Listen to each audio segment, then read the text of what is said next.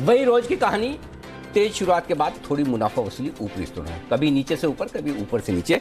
आखिरी 1.5 घंटा होगा बेहद इंटरेस्टिंग। रिकवरी आएगी या फिर आएगी प्रॉफिट बुकिंग, कहां होगी आज की क्लोजिंग और क्या करें कल की तैयारी, रहेगा फोकस इसी पर। स्वागत है आप सबका फाइनल ट्रेड में। नमस्कार, मैं हूं अनिल सिंह जी। और नमस्कार, मैं हूं दीपांशु भंडारी। एक्शन के लिए हो जाइए तैयार। ये जो मुनाफा वसूली आई है, ये क्या वापस खरीदने का मौका है या फिर बाजार थोड़ा डिप दिखा सकते हैं? ग्लोबल संकेत क्या कह रहे हैं और आपकी नजर आई करेंगे इस पर चर्चा। बताएं सर, इस समय की बड़ी बातें। बड़ी बात यही है दीप, जो हो रहा है स्क्रीन पर।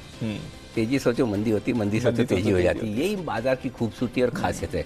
जब एकदम से लगे कि ब्रेकआउट हो गया, बड़ा माहौल तेजी का बनता दिख रहा है, कुछ बड़ा होने की तैयारी में, वहां से प्रॉफिट बुकिंग आती दिखती है। बस यही है कि किस लेवल से आएगी वही थोड़ा आपको अंदाजा लगाना मुश्किल होता है। तो आज भी वही कहानी है। ऊपरी स्तरों से फिसले हैं बाजार 16,000 को पार करने के बाद अब 15,900 के नीचे दिन के निचले स्तरों पर है। सुबह 11 बजे जब हम शो खत्म कर रहे थे तो दिन के ऊपरी स्तरों पर थे, और अब 2 बजे जब शो शुरू कर रहे हैं दिन के निचले स्तरों पर बाजार हैं। ये सिर्फ निफ्टी पर। बैंक निफ्टी अब भी मजबूत है, 34,150 के आसपास है। ऊपरी स्तरों से 200 पॉइंट नीचे, निचले स्तरों से 125-150 पॉइंट ऊपर है कल की क्लोजिंग से। मेटल, फार्मा, बैंक मजबूत है आज ये तीनों ही सेक्टर। यहाँ खरीदारी दमदार है। मिड कैप और स्मॉल कैप शेयरों में भी बढ़िया तेजी। अब भी बढ़ने वाले शेयरों की संख्या काफ़ी बेहतर है। ब्रॉडर मार्केट में खरीदारी का माहौल है, और जो कुछ भी कमजोरी हुई है उसके पीछे सेंचुरी लगाता हुआ डाउ 100 पॉइंट नीचे है। कितना ऊपर गया था दीप? करीबन 150 तो पॉइंट तो हमने ऊपर देखा ही था, है ना? तो वहां से देखें तो आप करीबन 250 पॉइंट की ऊपरी स्तरों से फिसलन डाउ में दिखिए, और यही वजह है कि और यूरोप जो कल मजबूत था आज कमजोर खुला है, आधा %। तो डाउ के ट्यून पर हम डांस कर रहे हैं इस वक्त। डाउ के ट्यून पर डांस कर रहे हैं, बिल्कुल। पसंद आए ना आए, अच्छा हो ना हो, डांस तो वहीं से हो रहा है, म्यूजिक तो वहीं से आ रहा है। बिल्कुल सर। और मंडे की छुट्टी के बाद आज अमेरिकी बाजार खुलने वाले हैं, तो देखते हैं वहां पर कैसा एक्शन रहेगा। बट हमारा एक्शन थोड़ा समझाइए sir ji. Of course Dow futures का तो रोल है इसमें, बट अदरवाइज सब कुछ अच्छा चल रहा था, अच्छी मूव आ रही थी। फाइनली ऑलमोस्ट एक महीने बाद निफ्टी ने 16,000 का स्तर भी छुआ था। उसके बाद ये सडनली जो ये डिप आया है, ये वापस एंट्री का मौका बन रहा है या फिर अब थोड़ा वेट एंड वॉच का मौका बन रहा है? प्रॉब्लम वही तो है दीप, 9:15 बजे उतना इंपॉर्टेंट नहीं है जितना 3:30 बजे। बंद कहाँ होते हैं वो सबसे ज्यादा इंपॉर्टेंट है। और कई लोग मुझे पूछते भी हैं कि अरे इतना क्या आप क्लोजिंग को इंपॉर्टेंस देते हैं, ऐसा क्या है? बंद में तो खुलना भी तो इम्पोर्टेंट है, बिल्कुल इम्पोर्टेंट है। बाजार खुलेंगे तो ही बंद होंगे ये सबसे ज्यादा इम्पोर्टेंट। लेकिन क्यों इम्पोर्टेंट है ओपनिंग से ज्यादा क्लोजिंग ज्यादा इम्पोर्टेंट क्यों, वो मैं समझाना चाहता हूँ। ओपनिंग जब आप सुबह करते हैं बाजार की, तो आपके पास बहुत सारे संकेत आपके सामने होते हैं, और उसके दम पर आप बाजार खोलते हैं। और उसके बाद जैसे जैसे बाजार दिन में आगे बढ़ते हैं, तब तक आपके पास हर चीज आपके पास ऑनलाइन है। जब 3:30 बजे जहां आप बंद हो रहे हैं, 3 बजे 3:15 बजे, फिर आपका थॉट प्रोसेस है ना अगले दिन के लिए चलना लगता है कि कल क्या होगा। फिर आप 15 मिनट आगे का नहीं सोचते हैं, आप 15 घंटे आगे का सोचते हैं कि नेक्स्ट डे क्या होना है। करेक्ट। और जब अगर आप डे हाई पर बंद हो रहे हैं, इसका मतलब क्लियर कट है आप डे हाई पर क्यों खरीदेंगे? इसीलिए खरीदेंगे ना कि कल आपको लगता है बाजार ऊपर खुलेगा। यस। और डे लो पर अगर आप बेच कर जाते हैं, डे लो पर बाजार बंद होता तो इसीलिए बेचते ना कि कल नीचे खुलेगा। सो इसलिए जब आप 15 घंटे आगे का व्यू ले रहे हैं, और वो व्यू एकदम एक्सट्रीम लेवल पर ले रहे हैं, तो वो बाजार के बारे में आपका जिस डायरेक्शन का है उसका कॉन्फिडेंस दिखाता है। डे हाई पर आप बंद हो रहे तो आपका कॉन्फिडेंस है कि कल यहां से ऊपर खुलेगा, और डे लो पर बंद हो रहे तो आपको डर है कि कल यहां से नीचे खुलेगा। इसलिए 3:30 बजे की इंपॉर्टेंस 9:15 बजे से ज्यादा है। इन शॉर्ट ये समझ लेना चाहिए।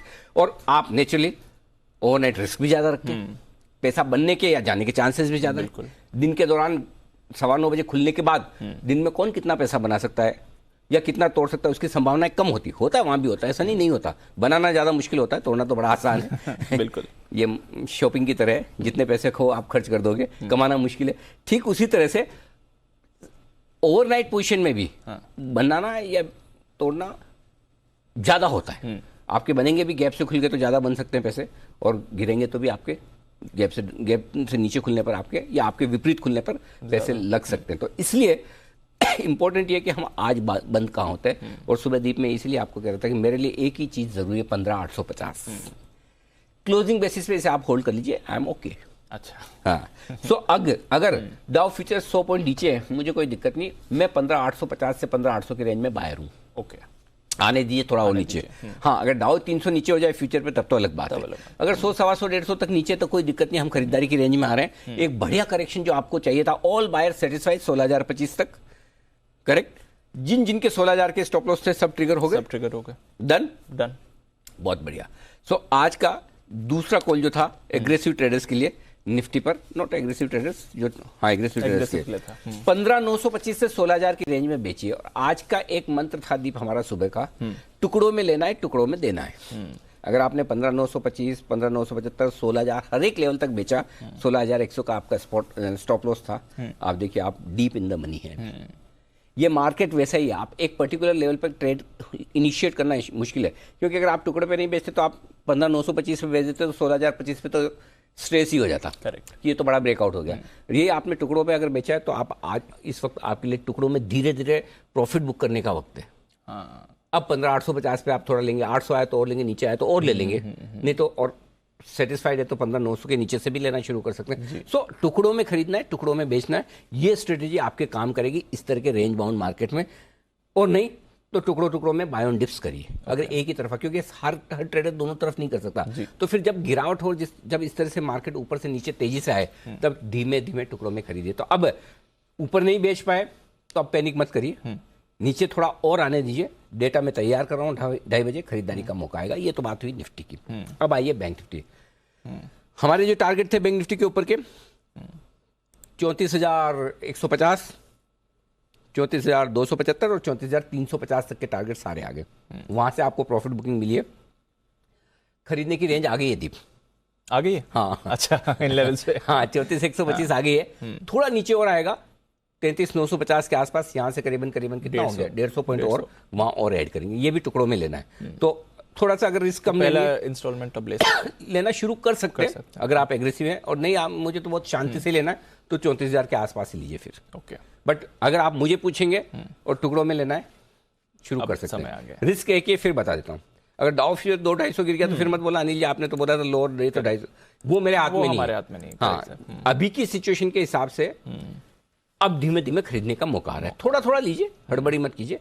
और 950 पे थोड़ा लीजिए, 825 पे और लीजिए, 3 इंस्टॉलमेंट ले लीजिए, कोई दिक्कत नहीं। ठीक है सर, ठीक है। एक बाउंस वापस आपको मिल जाएगा, दिन के दौरान ही मौका मिल जाए, थैंक यू कर लीजिएगा। और कल के लिए पोजीशन ले जानी नहीं ले जानी, 3:20 पे आप और हम डिसाइड करेंगे मिलके। Correct. So I think panic मत कीजिए, ऊपर में देते रहिए, नीचे में लेते रहिए। कहने में बहुत आसान है, करने में बहुत मुश्किल है। करना आपको है, कहना मुझे है। बिल्कुल अंडरस्टूड सर। थोड़ी हिम्मत कर मैं खाली कॉन्फिडेंस दिला सकता हूँ, जोश दिला सकता हूँ, डायरेक्शन दे सकता हूँ, एक्शन तो आप ही को करना है। सर अगर 16,000 पर किसी ने शॉर्ट करने की हिम्मत आप देखिए ना, एकदम परफेक्ट लेवल से घुमा है दीप। 15,925 से 16,000 दिया, 16,025 का हाई है। अब इससे बेटर हो नहीं सकता। आज बैंक निफ्टी का शॉर्ट पोजीशन का लेवल देखिए आप, 34,350, 34,475। आज का हाई बताइए मुझे बैंक निफ्टी का 34,361। अब इससे ज्यादा प्रिसाइज तो मैं नहीं दे सकता, मेरे बस की बात भी। ये भी अंदाज से ही हुआ है। ठीक है ना, यही मान के चले, ये भी अंदाज से हुआ। पर आप बता रहे थे आज सुबह काफी सारे लेवल्स आपने भाई मुझे कहाँ बेचना है, बहुत रिस्की था, कहाँ बेचना। तो आप देखिए निफ्टी की रेंज हमने 925 से 16,000 की दी एग्जैक्टली, और बैंक निफ्टी की मैंने जानबूझ के ऊपर की, क्योंकि बैंक निफ्टी में बताया भी कि ज्यादा मजबूत दिख रहा है। और इसीलिए आप देखिए 34,350 पे दिया और वहीं से घुमाए। तो थोड़ा ऐसा नहीं है, थोड़ा दिमाग भी लगाते हैं, मेहनत भी करते हैं, मूड माहौल भी देखते हैं। अब आप एक्ट कर पाए तो अच्छी बात है, नहीं तो बाकी तो ठीक है। ज्ञान का तो कोई फायदा नहीं है जब तक पैसे ना बने। ऐसे मूड माहौल खराब करने वाली एक बात है, रुपए ने फिर से आज फ्रेश, हाँ, नया लो, थोड़ा संभल रहा था बट वापस 79.16 ये आज के लिए आपके नया लो रुपए पे बंधा हुआ और उसी लो पर इस समय ट्रेड कर रहा है। आइए फिर जानते हैं आज की कुछ खबरें और आने वाले दिनों के लिए कुछ इंपॉर्टेंट ट्रिगर्स भी। वरुण और अरमान दोनों हैं हमारे साथ तैयार। वरुण, गुड आफ्टरनून, बताएं कौन से इंपॉर्टेंट ट्रिगर्स। ओके, ट्रिगर्स में आज जो बचा हुआ है, पीटीसी इंडिया के क्वार्टरली रिजल्ट्स आने वाले हैं, Q4 के अब तक आए नहीं है। और इसके अलावा ग्लोबली अगर आप देखेंगे तो यूके में बैंक ऑफ इंग्लैंड की फाइनेंशियल स्टेबिलिटी रिपोर्ट आने वाली है, तो इस रिपोर्ट के ऊपर नजर होगी। कल यानी कि वेडनेसडे कैबिनेट की बैठक है 11 बजे, तो यहाँ पे नजर होगी। इसके अलावा पावर ग्रिड की बोर्ड की बैठक है, 11,000 करोड़ जुटाने पे बोर्ड विचार करने वाला है। पैसा लाओ डिजिटल प्राइवेट प्लेसमेंट के जरिए कहीं ना कहीं ये फंड जुटाने पे विचार करेंगे। सेटको ऑटोमोटिव के रिजल्ट्स है, क्वार्टरली Q4 के हैं, ये याद रखिएगा। इसके अलावा GE शिपिंग बायबैक जो है वो कल बंद हो जाएगा। 7 जनवरी से खुला था, कल बंद होने वाला है। 333 रुपये का ऑफर प्राइस था। इसके अलावा ग्लोबली यूएस के फेड के मिनट्स आने वाले हैं, वहाँ पे नजर होगी। यूरोप में सेंट्रल बैंक की नॉन मॉनेटरी पॉलिसी मीटिंग है और साथ ही साथ यूरोप में इकोनॉमिक फोरकास्ट भी आएगा, तो सभी की नज़र इस फोरकास्ट पे होगी। अब बात करते हैं थर्सडे की, तो वीकली एक्सपायरी है। इसके अलावा Q1 के नतीजों का सीजन की जो है वो शुरुआत होने वाली है। GM बेवरेज और वक्रांगी अपने नतीजे घोषित करेगा। काफ़ी सारे कंपनियों के एक्स डेट है। एक्सिस बैंक, इसके अलावा क्रॉम्पटन ग्रीव्स, L&T टेक, नवीन फ्लोरिन, ओबेरॉय रियल्टी, ये सब डिविडेंड देने वाले हैं और डिविडेंड का एडजस्टमेंट आपको इन काउंटर्स पे देखने मिलेगा। मिंडा इंडस्ट्रीज 1:1 का जो बोनस इशू का इन्होंने ऐलान किया था उसकी भी एक्स डेट है, तो यहाँ पे भी आपको एडजस्टमेंट देखने मिलेगा। और आखिरी में और एक ग्लोबल इवेंट, ECB की मॉनिटरी पॉलिसी मीटिंग के मिनट्स आने वाले हैं, तो यहाँ भी सभी की नजर होगी। तो कुछ इंपॉर्टेंट इवेंट्स ग्लोबल और कुछ इंपॉर्टेंट इवेंट्स डोमेस्टिक भी। अरमान बताएं, बाजार के लिए आज कुछ इंपॉर्टेंट खबरें क्या है मार्केट्स खुलने के बाद? गुड आफ्टरनून जी। सबसे पहले पूना वाला फिनकॉर्प पर ध्यान रखिएगा क्योंकि इनका Q1 का एक अपडेट आता हुआ दिखा है जिसमें जो इनके डिसबर्समेंट्स हैं वो लगभग YOY लगभग 98% बढ़कर आते हुए दिखे हैं। वहीं अगर आप AUM देखेंगे, एसेट अंडर मैनेजमेंट है, वो लगभग 23% बढ़कर आता हुआ दिखा है YOY। Ujjivan small finance bank, वहाँ पर अगर आप देखेंगे तो 30 जून तक जो उनके कुल डिपॉजिट्स हैं वो उनमें लगभग 35% की बढ़ोतरी आती दिखी है YOY, और QOQ अगर आप देखेंगे तो लगभग 1% की बढ़ोतरी आती हुई दिखी है। और वहीं एडवांसेस की अगर बात करेंगे तो एडवांसेस भी लगभग 7% बढ़कर आते हुए दिखे हैं। इंटरग्लोब एविएशन 4 जुलाई को भी जो प्रभावित रही हैं फ्लाइट से, और उन्होंने कहा है जो उड़ानों की जो OTP जो बोलते हैं वन टाइम परफॉर्मेंस जो है वो 4 दिनों के लिए लगातार उसमें दिक्कतें देखी गई हैं। IOC, BPCL, HPCL और शुगर कंपनीज के लिए ध्यान रखिएगा क्योंकि ये जी बिजनेस में सबसे पहले बताया गया था आपको। जो पेट्रोल में जो इथेनॉल ब्लेंडिंग पर अतिरिक्त एक्साइज ड्यूटी पर छूट है, उसी के साथ साथ 12 से 15% ब्लेंडिंग पर एक्साइज ड्यूटी की छूट है, और ये डीजल में जो छूट है वो लगभग 20% ब्लेंडिंग के लिए है। इंटेलेक्ट डिजाइन जो बैंक ऑफ मॉरिशस के साथ उन्होंने करार किया है, और ये करार जो उन्होंने किया है वो IT इंफ्रा में ट्रांसफॉर्मेशन के लिए करार किया गया है। BLS इंटरनेशनल कंपनी को रॉयल थाई एम्बेसी के साथ उन्होंने करार किया है, और ये करार उन्होंने जो वीज़ा सर्विसिंग है उसके लिए किया है। टेक महिंद्रा, ये ब्लूमबर्ग के हवाले से खबर आती हुई दिखी है कि उन्होंने एक फायर कंपेस के साथ करार किया है, और ये क्लाउड सर्विसेज के लिए उन्होंने करार किया है। और स्पाइस जेट में भी ध्यान रखिएगा जिसमें विमान जो एक इनका विमान है वो कराची में उसमें इमरजेंसी लैंडिंग करानी पड़ी थी। उसका रीज़न ये था कि इंडिकेटर्स का एक थोड़ी बहुत दिक्कतें आई थी, इसके कारण इमरजेंसी लैंडिंग कराई थी, और विमान के जो सभी यात्री हैं वो सब सुरक्षित हैं। और अंत में एक ब्लॉक डील जिसमें REC 20 लाख शेयर के कई सौदे हैं। स्पाइस जेट की क्यों ये इमरजेंसी लैंडिंग क्यों हुई स्पाइस जेट की? सर उनका एक इंडिकेटर, तो उनको भी राइट लेफ्ट इंडिकेटर देना पड़ता है सर कि मैं किधर टर्न कर रहा हूँ? सर इसमें सच्ची में ऐसा ही हुआ ना, दिल्ली से दुबई जा रहे थे और बीच में रास्ता खो गया तो कराची में। तो मतलब ऐसा प्लेन उड़ते वक्त ऐसा बताया था अब मैं राइट लूंगा या लेफ्ट लूंगा, तो और उस सर उसमें जो रीजन लिखा गया था यही था कि जो इंडिकेटर की माल फंक्शन हुई थी। सबसे बढ़िया इंडिकेटर कौन देता है? सबसे बढ़िया इंडिकेटर कौन?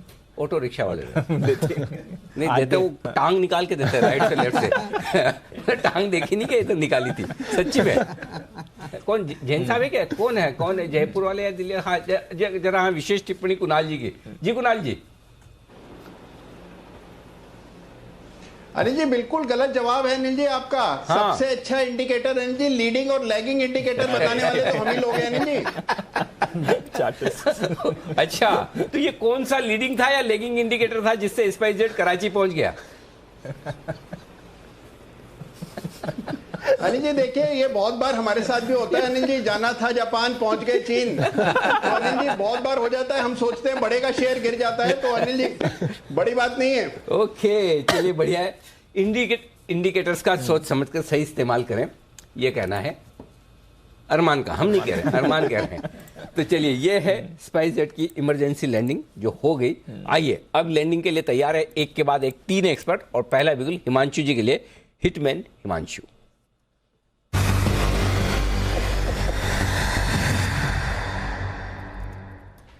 बताएं Himanshu ji. Good afternoon to you Anil ji, good afternoon Deep, good afternoon everyone. Anil ji एक ब्रेकडाउन देखने को मिल रहा है, एक मेजर ब्रेकडाउन SRF इस पर्टिकुलर काउंटर में 2100 2110 मल्टीपल सपोर्ट था इस स्टॉक के लिए, जहां पर काफी बार ये स्टॉक ने रुकने की कोशिश करी, लेकिन आज के सेशन में यहाँ पर एक मेगा ब्रेकडाउन होता हुआ नजर आ रहा है। और जिस ब्रेकडाउन का मतलब ये है कि यहाँ से 5 से 7% तक की गिरावट SRF में शॉर्ट टर्म में देखने को मिल सकती है। तो मुझे लगता है कि SRF यहाँ पर चार्ट स्ट्रक्चर वीक होते हुए नजर आ रहे हैं, और इवेंचुअली मुझे लगता है कि यहाँ पर 1900 रुपए तक शॉर्ट टर्म में टारगेट्स देखने को मिल सकते हैं। तो फिलहाल ऑप्शन स्ट्रेटजी के जरिए यहाँ पर एनर्जी ट्रेड करेंगे। 2100 की स्ट्राइक की पुट ऑप्शन हम यहाँ पर खरीदेंगे जो कि 90 रुपए के आसपास चल रही है। यहाँ पर 85 से 90 के बीच में इसमें एक्यूमुलेशन करके चलने की सलाह है। 65 रुपए का स्टॉप लॉस रहेगा। 115 रुपए का पहला टारगेट, 140 रुपए का दूसरा टारगेट। SRF की 2100 की स्ट्राइक की पुट ऑप्शन खरीदारी करके चलने की सलाह है। तो एसआरएफ में खरीदारी बिकवाली करने की राय है पुट ऑप्शन के जरिए, और वो put option in the money वाला खरीदना है आपको 2100 रुपए की स्ट्राइक प्राइस का, ऐसा मानना है। और बिल्कुल परफेक्ट शॉर्ट होता हुआ दिख भी रहा है। फंडामेंटल कारण भी अपने हैं इसके, जिसकी वजह से कमज़ोर होता दिख रहा है। रॉ मटेरियल के प्राइसेस तो बड़े ही हैं, साथ ही साथ जो इनके फाइनल प्रोडक्ट्स हैं उनके दाम कम होते हुए दिख रहे हैं। डिमांड पर भी असर आता दिख रहा है, इस वजह से भी एसआरएफ थोड़ा दबाव में है। सुमित जी भी बहुत जोर जोर से हाथ हिला रहे थे कुणाल जी के वक्त, लेकिन सुमित जी आपका हाथ हिलाना ठीक उसी तरह से नोटिस किया गया जैसे वो प्लेन लैंड करने के बाद हो जाता है ना, वो अंदर जाके सेटल हो जाता है, कौन सा एरो ब्रिज के पास में, तो वो नीचे ऐसे ऐसे करता है, हाँ ऐसे ऐसे हाथ हिलाते हैं, नोटिस होता है। लेकिन ये मार्ग अति व्यस्त है। वागले साहब आपसे पहले कतार में है, वागले साहब के लिए बिल्कुल वागले का wonder.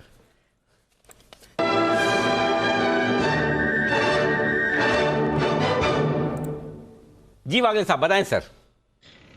Good afternoon Anil ji, good afternoon Deepanshu. मुझे बाय करना है हिंद यूनिलीवर, जिसने 2400 की ब्रेक करने की अभी तैयारी हो रही है। 239798 का भाव है।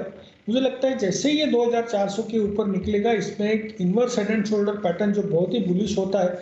हाँ, हालांकि मार्केट इतना सपोर्ट नहीं कर रहा है, लेकिन फिर भी मैं मानता हूँ कि ये ऑन इट्स ओन ये चलना चाहिए, तो बाय करके चले 239798 पे हिंद यूनिलीवर। 2380 के स्टॉप लॉस से लगभग एक 18 रुपए की रिस्क होगी। 2450 का पहला टारगेट जो 1 से 2 दिनों में आ सकता है पोजिशनली, मतलब 2 से 3 दिन या मे बी कमिंग वीक 2500 तक ये स्टॉक जा सकता है। ओके, सिमी जी का आज पिक ऑफ द डे था। 2410 के टारगेट के लिए लगभग उनके आसपास पहुंच ही चुका है, उनके टारगेट हासिल कर चुका है। HUL अब भी खरीदारी करने की राय आपके लिए आती हुई दिख रही है। आइए बढ़ते आगे, और अब वक्त है सुमित जी की पिक लेने का। सुमित के सुपरहिट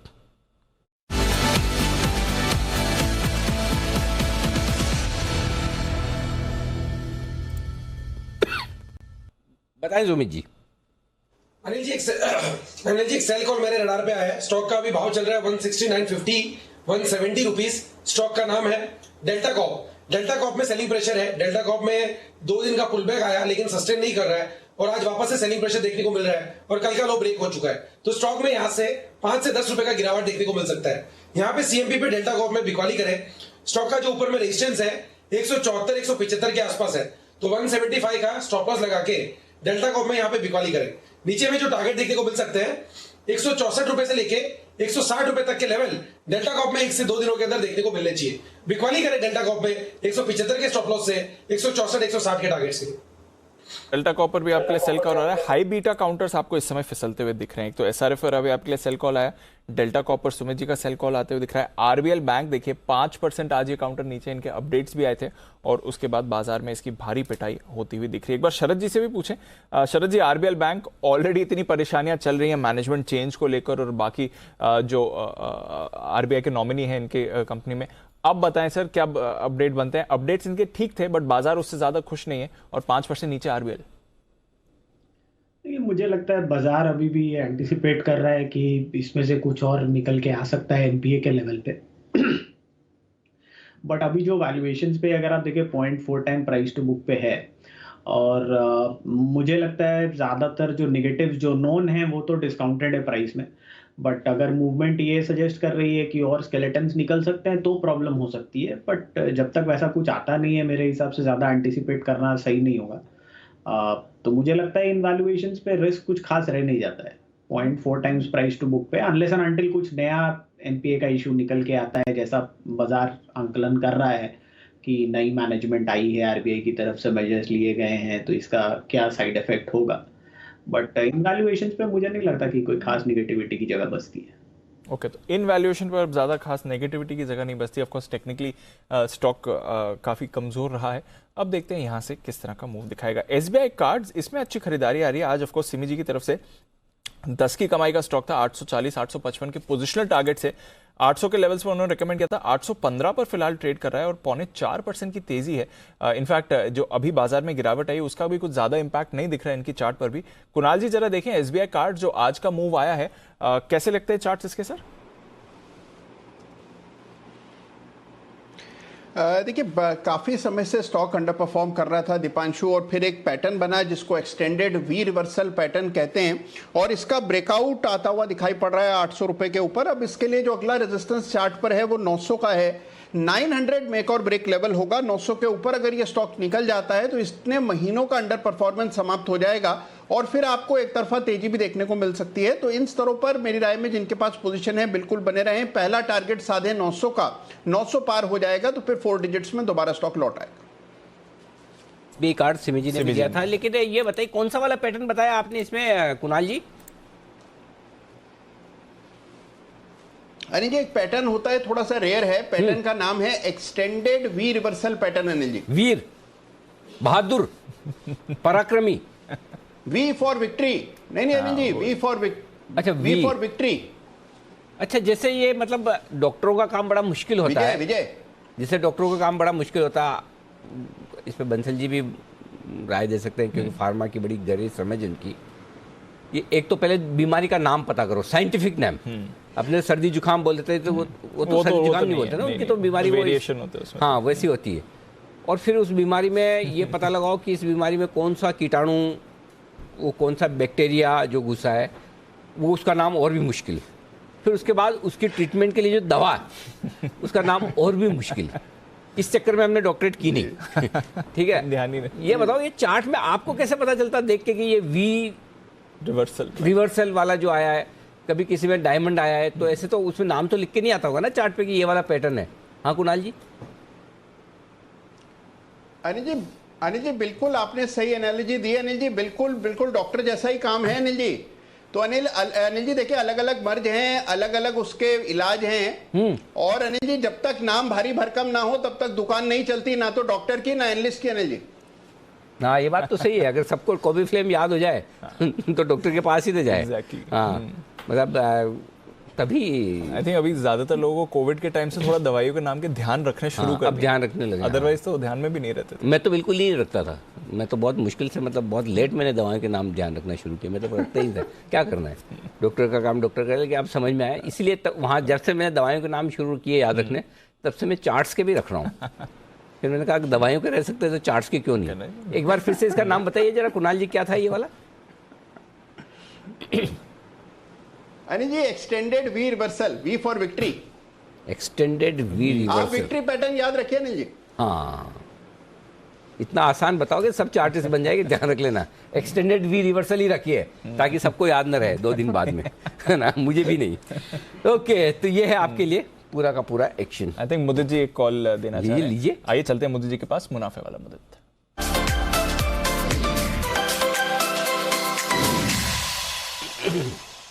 बताएं सर मुदित जी।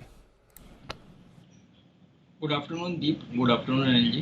देखिए एक स्टॉक बेच के ही चलना है, जहां पर ईयरली लोज बनते हुए नजर आए, सेल करके चलना है। आईईएक्स को यहाँ पर शॉर्ट करेंगे, 157 रुपये 40 पैसे CMP है, यहीं पर बेचेंगे। पहला टारगेट बनेगा 152 का, दूसरा टारगेट 150 का, स्टॉप लॉस रहेगा 160 रुपये का। स्टॉक में करेक्शन हुआ, करेक्शन के बाद कुछ कंसोलिडेशन देखने को मिल रहा था, उस कंसोलिडेशन का ब्रेकडाउन होता हुआ नजर आया। बढ़िया वॉल्यूम के साथ इस काउंटर में सेलिंग देखने को मिल रही है। यहाँ से बड़ा करेक्शन ये काउंटर दिखाएगा, 150 तक की डाउन साइड आईईएक्स में देखने को मिलेगी। शॉर्ट करके चलेंगे, स्टॉप लॉस रहेगा 160 का।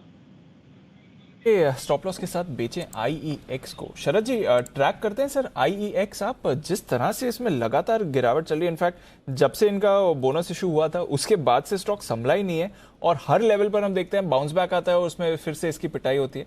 क्या चल रहा है सर इस शेयर में? देखिए पहले तो थोड़ी एबरेशन थी वैल्यूएशन में भी, बहुत ज्यादा लोग ग्रोथ को लेकर एंटिसिपेट कर रहे थे बहुत कुछ हो जाएगा ये वो, लेकिन अब इन वैल्यूएशंस पे मुझे लगता है, मैं तो काफी बुलिश हूँ इसके ऊपर। मुझे लगता है कि जैसे जैसे रिन्यूएबल एनर्जी सर्टिफिकेट्स की ट्रेडिंग वगैरह भी बढ़ती है और जैसे लॉन्ग टर्म कॉन्ट्रैक्ट्स वगैरह भी इनिशिएट होते हैं स्पेस में, तो आने वाले 2-3 साल में काफी रैपिड ग्रोथ रहनी चाहिए।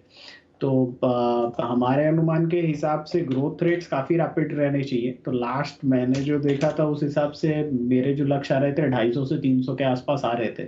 हाँ तो लगभग FY24 की EPS 10 रुपए के आसपास आनी चाहिए।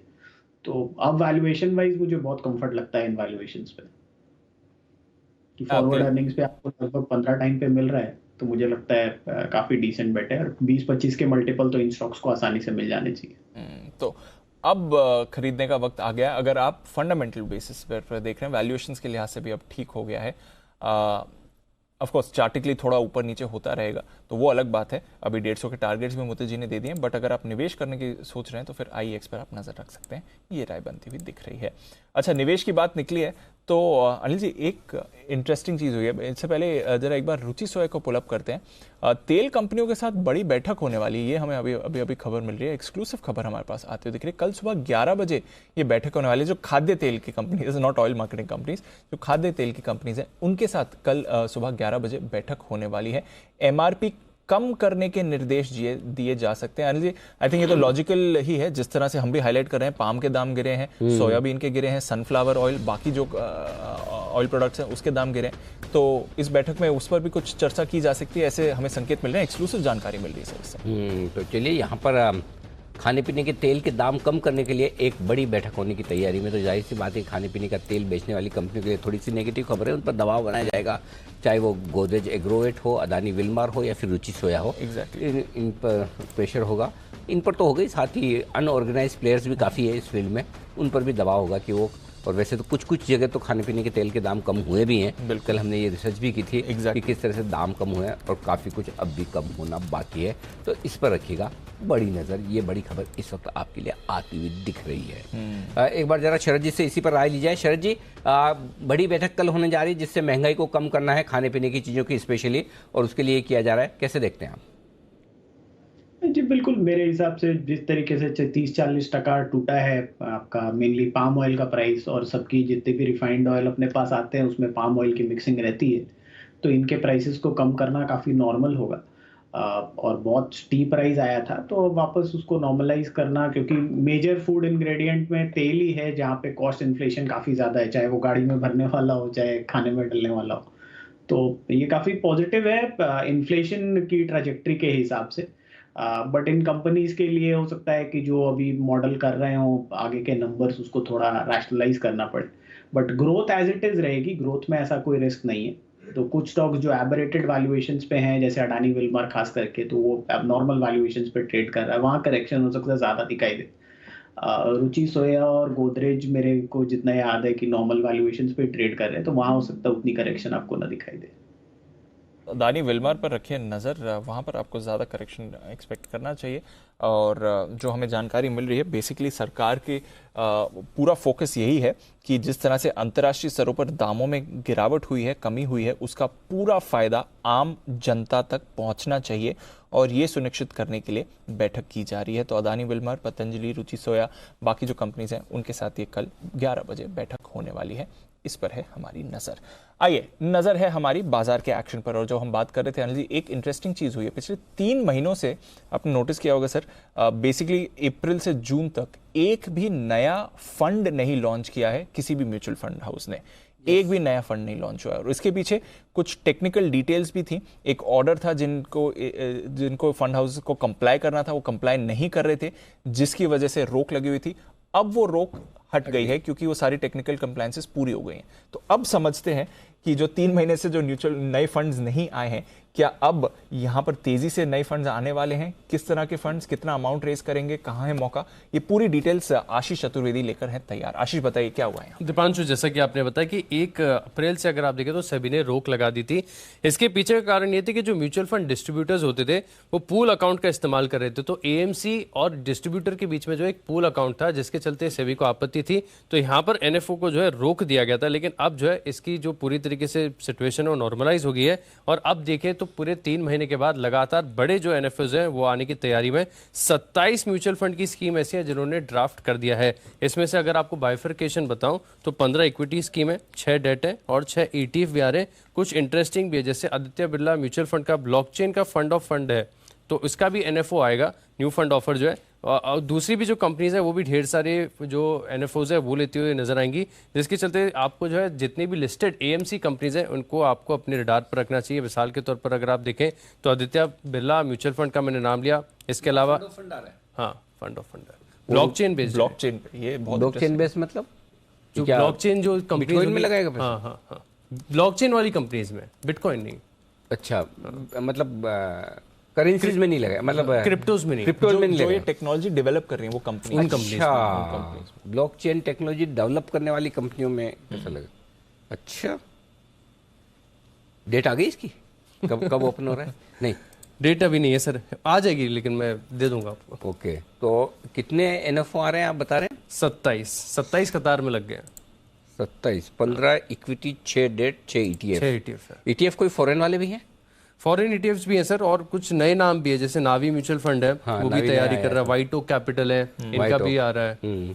तो ढेर सारे 3 महीने की जो कसरती है पूरी हो जाएगी, अब NFOs की बाढ़ है बाजार में। तो नए नए एनएफओ बाजार में आने की तैयारी में है, और आपके लिए अगर आप एनएफओ में पैसा लगाना चाहते हैं, बहुत सारे लोगों को लगता है एनएफओ 10 रुपये का 10 में मिल रहा है तो यूनिट प्राइस, तो इसलिए वो लगाते हैं। हालांकि उससे फर्क नहीं पड़ता, आप एनएफओ में लगाएं यार, पुराने ट्रैक रिकॉर्ड वाले ज़्यादा प्रीफर करते हैं, वो ज़्यादा ट्रस्टेबल होता है। जी जी। और कोई डिटेल्स? सर यही डिटेल्स हैं। अब क्योंकि 3 महीने के जो लैग था, 3 महीने से आ नहीं पाई थी, अब आपको पूरी कसर होती नजर आएगी। 27 ने ड्राफ्ट कर दिया, और धीरे धीरे अगर हम देख रहे हैं तो बाकी की जो AMCs हैं इनके लिए भी अच्छा होगा सर। नई नई स्कीम लेके आती हैं NFO के माध्यम से, निवेशकों के लिए बढ़िया होता है, और जो म्यूचुअल फंड लिस्टेड कंपनीज है इनके लिए भी पॉजिटिव होगा। पब्लिक इशू नहीं आ रहे हैं, NFO ही आ रहे हैं वैसा समझ लीजिए। लेकिन हाँ, पब्लिक इशू जैसा लिस्ट होते ही मतलब बढ़ जाए, वैसा NFO में नहीं होता, ये ध्यान में रखिएगा जी। बाय द वे सर, ये वर्चुअल डिजिटल एसेट्स भी एक्चुअली लिखा हुआ है, अगर मैं सेबी की वेबसाइट पे देखूं, आदित्य बिरला ब्लॉकचेन फंड है, उसमें उन्होंने लिखा हुआ है वर्चुअल डिजिटल एसेट्स में भी वो पैसा डालेंगे। वर्चुअल डिजिटल एसेट्स मतलब तो क्रिप्टो ही हुआ ना? हाँ, सरकार ने क्रिप्टो, NFT, वो सारी एरियाज। आशीष थोड़ा और रिसर्च करो इस पे। जी सर। हाँ, लग रहा है कुछ इंटरेस्टिंग होना चाहिए। फिर मुलाकात करेंगे, पूछे कि भाई कहाँ का पैसा लगाने वाले हैं, है ना? डन। NAV ऐसे होगी, रोज ऊपर नीचे, रोज ऊपर नीचे, है ना? बेसिकली वर्चुअल डिजिटल एसेट्स के ETFs, फंड ऑफ फंड, वहां पर हाँ, बाहर कोई लगाता होगा उसमें लगाएंगे, डायरेक्टली ये लोग नहीं करेंगे। और ये वर्चुअल डिजिटल एसेट्स का फंड ऑफ फंड क्या होता है, वो अगर आपको नहीं समझ में आ रहा तो कोई बात नहीं, हमें पता नहीं आएगा समझ में। इसके लिए आज सुबह आपने 11 बजे अगर देखा शो विदेशी शेयरों में निवेश की पाठशाला, तो अच्छी बात है। नहीं देखा है तो फिर से रिवीजन कर लीजिए। आपको हमारी वेबसाइट पे भी मिल जाएगा, zbiz.com पे, आपको यूट्यूब पे भी मिल जाएगा, ट्विटर पे भी हमने डाला हुआ है। तो एक बार वापस से देखिएगा, आपको समझ में आएगा कि फंड ऑफ फंड में किस तरह से आप विदेशी म्यूचुअल फंड में पैसा लगाते हैं, और किस तरह से आपको विदेश में पैसा लगाने का एक और मौका इस तरह से मिलता है। तो उससे आपकी कॉन्सेप्ट क्लियर हो जाएगी, फिर आपको समझ में आ जाएगा कि किस तरह से क्रिप्टो से जुड़ी कंपनियों में म्यूचुअल फंड्स पैसा लगाने जा रहे हैं, आपको समझ में आ जाएगा। बिल्कुल, रिस्क आपका है। जानना चाहते हैं तो जरूर आप हमारा शो देखिए, आज जो हमने किया था विदेश में निवेश की पाठशाला में। स्ट्रैटेजी भी अनिल जी तैयार, आइए चलते हैं अनिल जी के पास और लेते हैं उनकी मार्केट स्ट्रैटेजी।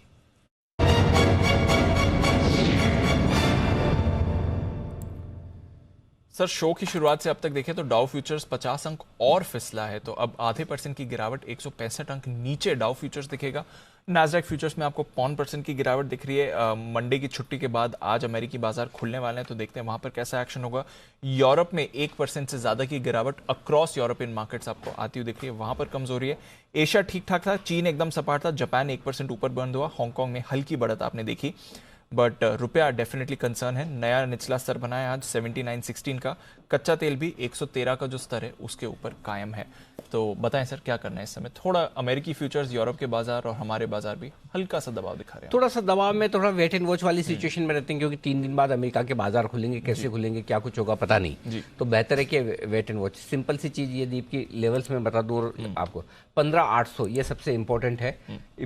81 लाख शेयर है वहां पर पुट में, हाईएस्ट ओपन इंटरेस्ट है, लगता नहीं 15,800 के नीचे बंद होंगे। ओके, ठीक है। और 15,800 के ऊपर बंद हो रहे तो ठीक है, 15,850 के ऊपर हो जाए तो और भी बढ़िया, वो जो चाहिए था। 16,000 के ऊपर नहीं होंगे बंद, ये भी पक्का है, क्योंकि 16,000 पर 87 लाख शेयर है, लगभग बराबरी का मामला है। तो 15,800 16,000 आपके लिए दोनों तरफ के पिलर्स हो गए। 3 बजे तक आप 15,800 तोड़ते तो ही फ्रेश चिंता है, नहीं तो जितनी है उतनी रखिए। और 3 बजे तक 16,000 के पार निकल कर टिकते हैं तो ही फ्रेश मजबूत है, अदरवाइज जितने हैं उतने ही रखिए। तो दोनों ही नहीं होने वाला, लग नहीं रहा। मुझे तो नहीं लगता कि हम 15,800 भी तोड़ेंगे, अनलेस कि डाउ और 200 पॉइंट 100 पॉइंट और निकल जाए, वो तो मुझे नहीं पता। पर अदरवाइज लग रहा है कि 15,800 आपके लिए सपोर्ट का काम कर देगा। तो हो सकता है 15,825 से 15,850 के आसपास या 900 तक कहीं कहीं क्लोजिंग दे दे, वो एक संभावना है। तो 15,800 16,000 ये आपके लिए रेंज हो गई, क्लियर कट बड़ी रेंज है, लेकिन डेटा से ये निकल कर आ रही है। और लग ये रहा है कि 15,800 के नीचे आप बंद नहीं होंगे। इस वक्त निफ्टी पर ये रुझान दिख रहा है। 15,900 925 हल्की फुल्की रुकावट की जगह वापस से 15,925 के ऊपर टिकेंगे तो 15,975 16,000 पहुंचेंगे, वहां पर दबाकर प्रॉफिट बुक करिए और शॉर्ट भी करिए। ठीक है। तो अब रिवाइज रेंज 15,800 16,000।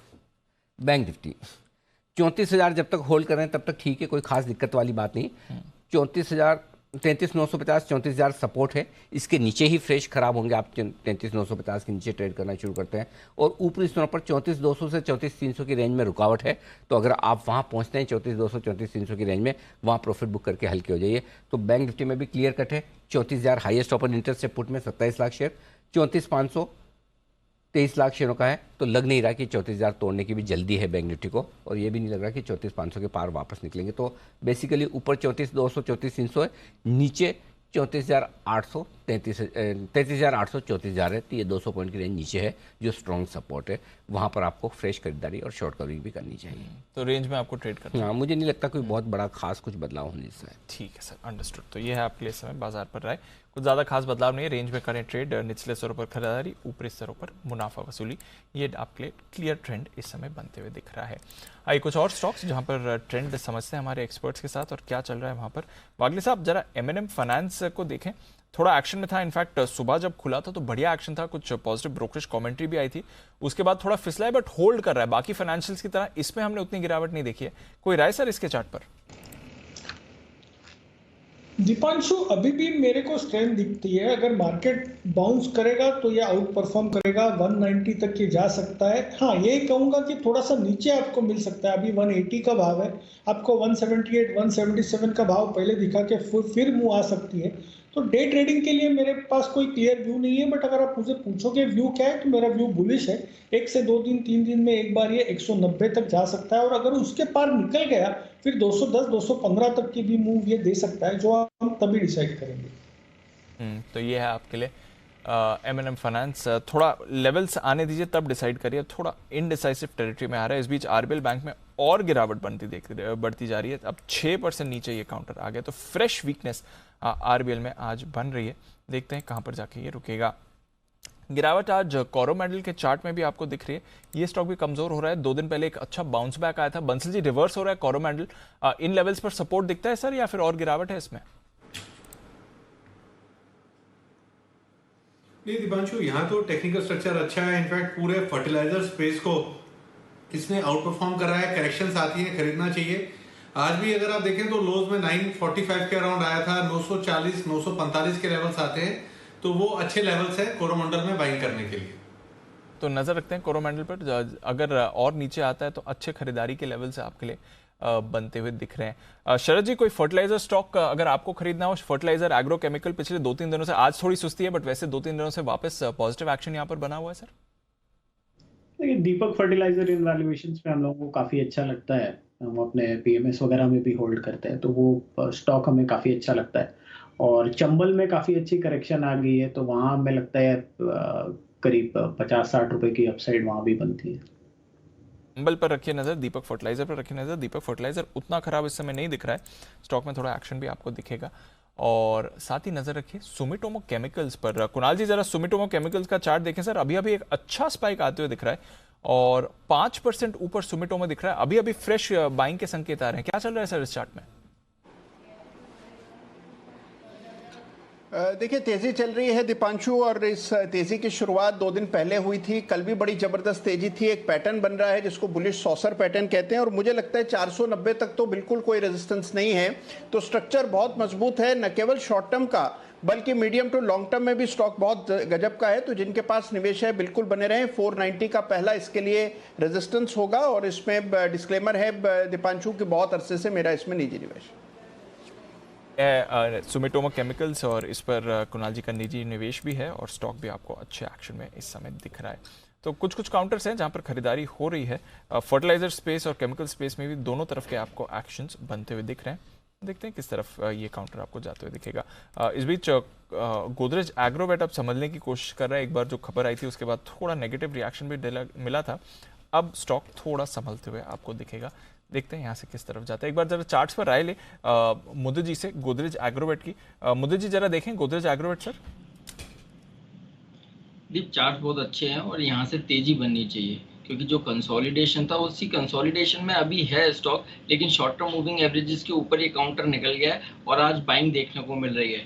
यहाँ पर अगर किसी के पास पोजीशन है 495 के एसएल से पोजीशन को होल्ड करके चल सकते हैं। नया बाय करना है, बिल्कुल बाय करके चलने की सलाह दे रहे हैं। पहला टारगेट होगा 528 रुपए का, 528 निकलते हैं, उसके बाद 540 तक के अपसाइड मूव गोदरेज एग्रोवेट में नजर आते हैं। होल्ड करने की सलाह है, बाय भी करके चल सकते हैं। तो यह आपके लिए गोदरेज एग्रोवेट, इस पर रखनी है नजर। आइए एक बिगुल चार्ट कॉर्नर का राकेश जी, कुणाल जी के लिए।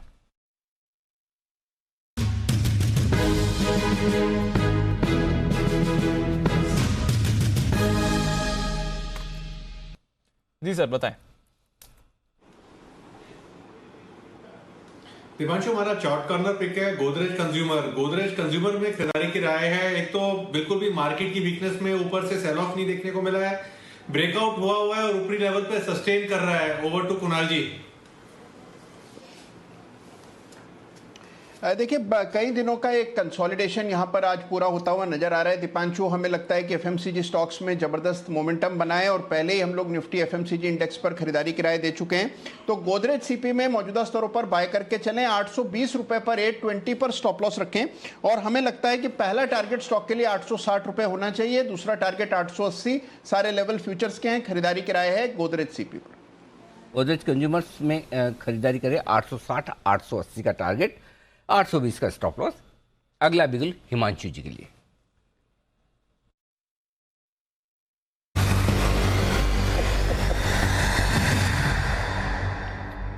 बताएं सर। अनिल जी, मेरे पास दो कॉल्स हैं, एक खरीदारी का आइडिया है और एक बिकवाली का ट्रेड है। तो पहले खरीदारी का ट्रेड अनिल जी है M&M फाइनेंशियल्स में। यहाँ पर चार्ट सेटअप काफी पॉजिटिव है और मुझे लगता है कि ये स्टॉक एक अच्छी अपमूव दिखा सकता है क्योंकि थोड़ी सी बाजार में वॉलेटिलिटी आई है। तो यहाँ पर ऑप्शन के जरिए मैं ट्रेड देना चाहूंगा। 185 के स्ट्राइक का कॉल ऑप्शन खरीदेंगे अनिल जी यहाँ पर, जो कि लगभग अभी 4.5 रुपए के आसपास ट्रेड कर रहा है। यहाँ पर स्टॉप लॉस लगाएंगे 3.5 रुपए का और मेरा मानना है कि यहाँ पर 6 रुपए 50 पैसे का पहला टारगेट और 8 रुपए का दूसरा टारगेट आता हुआ नजर आ सकता है। अनिल जी, जिस हिसाब से चार्ट सेटअप है और जिस हिसाब से डेरिवेटिव डेटा यहाँ पर पोजीशन है, मुझे लगता है कि ये स्टॉक बहुत ही जल्दी 190-192 रुपए का जो एक बड़े समय से इसके लिए एक हार्डल था उसको पार करने की तैयारी करता हुआ नजर आ रहा है। और मुझे ऐसा लगता है कि ये स्टॉक इस सीरीज में 200 रुपए तक के लेवल्स दिखाने का पोटेंशियल रखता है। तो M&M फाइनेंशियल्स में पॉजिटिव नजरिए के साथ एक खरीदारी का आइडिया है जिसको ऑप्शन के जरिए फिलहाल हम ट्रेड करेंगे। और एक अनिल जी सेल साइड का ट्रेड है, अगर आप अलाउ करें तो मैं ऐसा थोड़ी कि खाली बाई साइड का अलाउ करता हूँ। ऐसा आपको क्यों लगा कि मैं खाली बाई साइड का अलाउ करता हूँ और सेल साइड का नहीं करता? अनिल जी इसलिए लगा कि बाय द वे कोई कतार लंबी हो, कोई कतार के हिसाब से ना आपने ऐसा मेरे डिसीजन पे और डिसीजन मेकिंग प्रोसेस पे तो सवाल नहीं उठाया ना। नहीं कतई नहीं अनिल जी। हाँ जी कुणाल जी कुछ कह रहे। जी कुणाल जी। अनिल जी, इस तरह के सवाल तो अनिल जी केवल जोमेटो वाले पूछते हैं अनिल जी। क्या? बाय साइड है अनिल जी, सेल साइड? अच्छा, यस, सही जवाब। हाँ, वो उनकी कौन कॉल में जाना हो तो पूछा जाता है बाय या सेल है। हमारे यहाँ तो सारी फ्रीडम है। हिमांशु जी को भी उतनी फ्रीडम है जितनी कुणाल जी को, आशु जी को उतनी ही फ्रीडम है जितनी बसीन साहब को, और सिमी जी को भी उतनी फ्रीडम है जितनी सुमित जी को, बाकी सबको सुमित जी को, और बाकी सबको भी इन सबके बराबर फ्रीडम। और सबसे ज्यादा फ्रीडम अगर किसी को है, किसको है? किसको? वागले साहब नहीं, बंसल जी को। ये मेरा हाथ है। वागले साहब और बंसल जी को बराबर फ्रीडम है। अच्छा, वागले साहब को पूरा चुप रहने की कंप्लीट फ्रीडम है और बंसल जी को जो मर्जी आए वो बोलने की भी पूरी फ्रीडम है। तो अगर इसमें किसी को कोई डाउटफुल किसी को कोई डाउट हो कि उनको कम फ्रीडम मिल रही, जो मैंने कंपैरिजन किया, सुमित जी कोई ऑब्जेक्शन आपका? नहीं अनिल जी, मैं तो बोला था कि इसी बात पे एक बिगुल बजा दीजिए। हाँ, वेरी गुड। चलिए बिगुल के लिए इंतजार करें। हिमांशु जी कतार में ऑलरेडी खड़े हैं सेल कॉल के साथ। हिमांशु जी बताइए। अनिल जी, जख्म पुराना है, दर्द नया है। आईबुल हाउसिंग फाइनेंस है बिकवाली का स्टॉक, फ्रेश ब्रेकडाउन आता हुआ नजर आ रहा है और मुझे लगता है कि ये स्टॉक नए जो पिछले इसके 2020 वाले लोज थे वो उनकी तरफ जाता हुआ नजर आ रहा है। तो करंट लेवल्स है 93 रुपए के आसपास, यहाँ पर बिकवाली करेंगे। 95.5 का स्टॉप लॉस लगाएंगे। 88 रुपीज का पहला टारगेट, 85 रुपए का दूसरा टारगेट। मुझे लगता है कि ये आज या कल तक ही आता हुआ नजर आ सकता है। इंडिया बुल हाउसिंग फाइनेंस एक वीक स्टॉक है, फ्रेश ब्रेकडाउन यहाँ पर आता हुआ नजर आ रहा है और इसमें बिकवाली करके चलने की सलाह है। ओके, तो आईबुल हाउसिंग को बेचें आप, ये है राय हिमांशु जी की। और हिमांशु जी का ये कहना है कि जख्म पुराना है, दर्द नया है। हिमांशु जी किसी ने पुराने जख्म पे हाथ रख दिया। आप तो कवि हो गए एकदम। नहीं अनिल जी, ऐसे ही मौके को देखकर याद आ गई लाइन। बहुत बढ़िया। जख्म तो पुराना है, इसमें कोई डाउट नहीं है। दर्द हर रोज देता है, नया नया देता है, ये भी सही है। मेरे दर्द सारे 115-120 के आसपास खत्म हुए, मुक्ति मिली। इतना बड़ा सर पे बोझ लेके मैं चल रहा था कि भाई अब निकल जाओ। मैंने सारी उम्मीदें छोड़ दी इस चेयर से। अब कोई भी अगर शॉर्ट कॉल देता भी रहे तो दिल में दर्द नहीं होता। जितना मन पड़े, चाहे वागले साहब दे चाहे आप देते रहे। आईबुल हाउसिंग फाइनेंस, ये है आपके लिए बिकवाली करने की राय। 88 और 50 रुपए के टारगेट के लिए स्टॉप लॉस फरमाएंगे आप जरा इसका। अनिल जी 95.5 का स्टॉप लॉस था उस वक्त, अभी डे लो की तरफ पहुंच गया है, तो ट्रेल कर सकते हैं 95 के स्टॉप लॉस के साथ। ऑलरेडी 91 रुपीज के आसपास स्टॉक आ चुका है। Okay, perfect. बिगुल सुमित का सुपरहिट।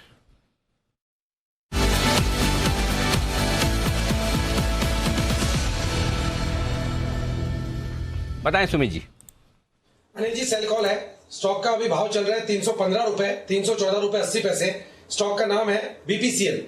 बीपीसीएल के अंदर गिरावट है, स्टॉक के अंदर छोटा मोटा पुल बैक बाउंस बैक आया पिछले कुछ दिनों में, लेकिन अब ये सस्टेन नहीं कर रहा है और ऐसा लग रहा है कि यहां से वापस से सेलिंग प्रेशर बढ़ता हुआ देखने को मिलेगा।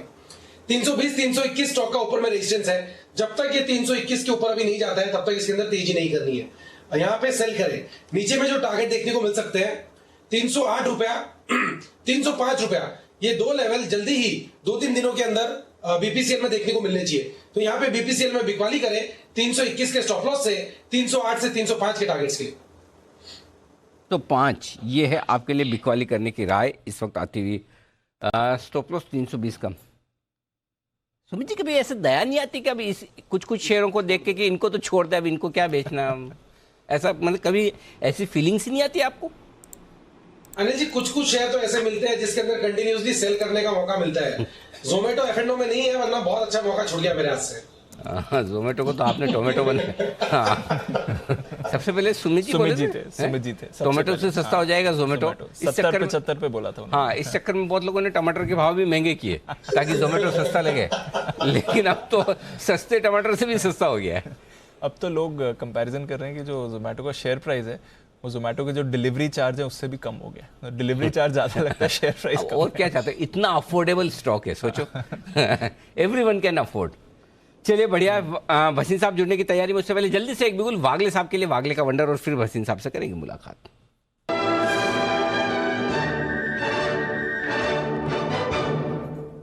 जी सर बताएं। अनिल जी, हिमांशु जी ने मेरे दोनों स्टॉक कवर किए, आईबुल और एसआरएफ। मेरे मतलब जिसको मैं ज़्यादा क्लोजली ट्रैक करता हूँ वो वाले। और एसआरएफ पे मैं कमेंट करना चाहूँगा, मुझे हाई कन्विक्शन है ये 2000 के भी नीचे जा सकता है। 1880-85 के टारगेट्स मेरे पास मतलब मेरे को दिख रहे हैं अभी 2080-85 के आसपास है। एक 20-22 रुपए का स्टॉप लॉस है, 2100 इसको क्रॉस नहीं करना है। नीचे में 1980 के लेवल्स आपको कल तक मिलने चाहिए। ये पैटर्न मेरे लिए इतना क्लियर है, तो इसको सेल करके चले। एसआरएफ और दूसरा कौन सा एम&एम फाइन नहीं, कौन सा आईबुल, दोनों ले लिए इन्होंने। वागले साहब एक मिनट, नेक्स्ट टाइम आप कब आ रहे हैं शो पे? मैं हिमांशु जी वाला कैंसिल करवाता हूँ शो उनका।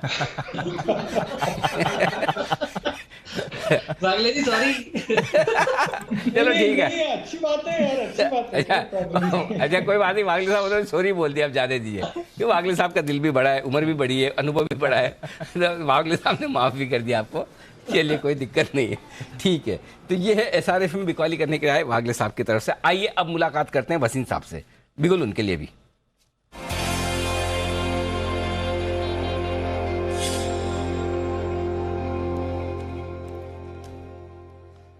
वसीम साहब स्वागत है आपका।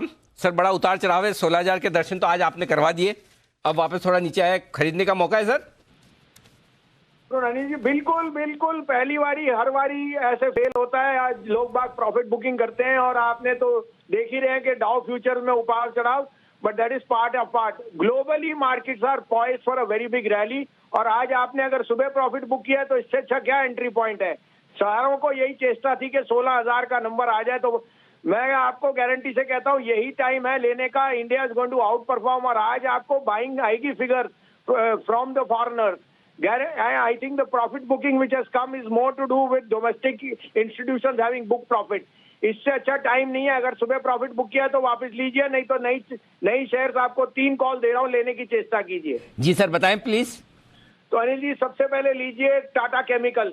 Unquestionably the biggest gainer of the fertiliser, the chemical and the businesses which are alongside it. जो वो न्यू फोरेज में जा रहे हैं, दे आर इनक्रेडिबल. और वो तो बाहर भी अपना फोरे कर रहे हैं. 802 804 में लीजिए, 785 का स्टॉप लॉस, 840 से 45 का टारगेट.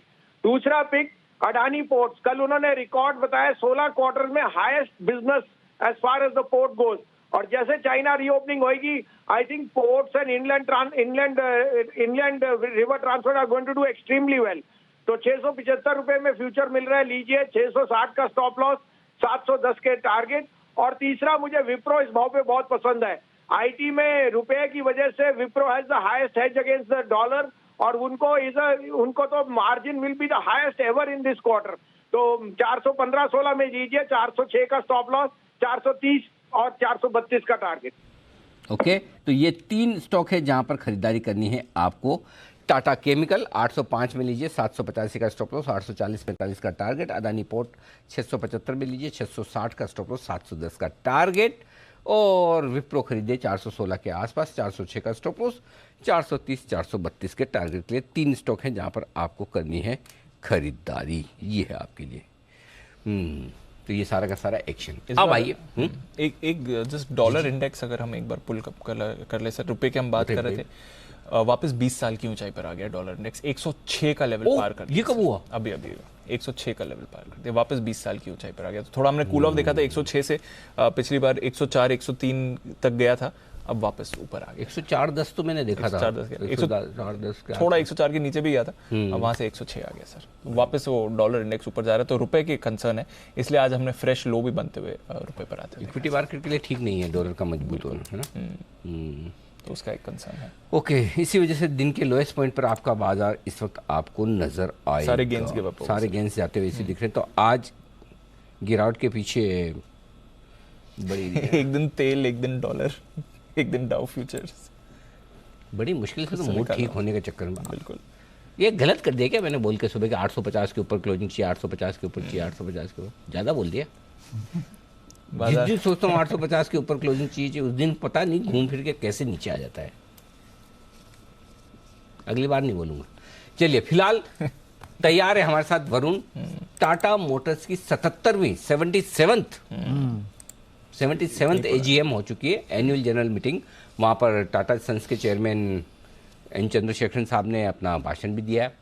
उस एजीएम में क्या क्या खास बातें टाटा मोटर्स के शेयर धारकों के लिए निकल कर आई है, उन सारी डिटेल्स को लेकर तैयार हैं वरुण आपके साथ. वरुण बताइए. डेफिनेटली अनिल जी, तो इन्होंने काफ़ी सारी बातें की, लेकिन जो फोकस में था वो कहीं ना कहीं ईवी था. और ईवी के ऊपर ही इन्होंने अपने जो बड़े प्लान्स है उसका कहीं ना कहीं ऐलान किया है. इनका कहना है कि वित्त वर्ष 2023 में अगर आप देखेंगे तो दूसरी छमाही जो है वो ईवी के लिहाज से काफ़ी बेहतर रहने वाली है. इनफैक्ट पहली छमाही के मुकाबले काफ़ी ज़्यादा बेहतर रहेगी. इस साल यानी कि FY23 में करीब 50,000 के आसपास की ईवीज जो है उसको बेचने का इन्होंने लक्ष्य रखा है. और FY24 के लिए जो टारगेट है उसको दुगना कर दिया है.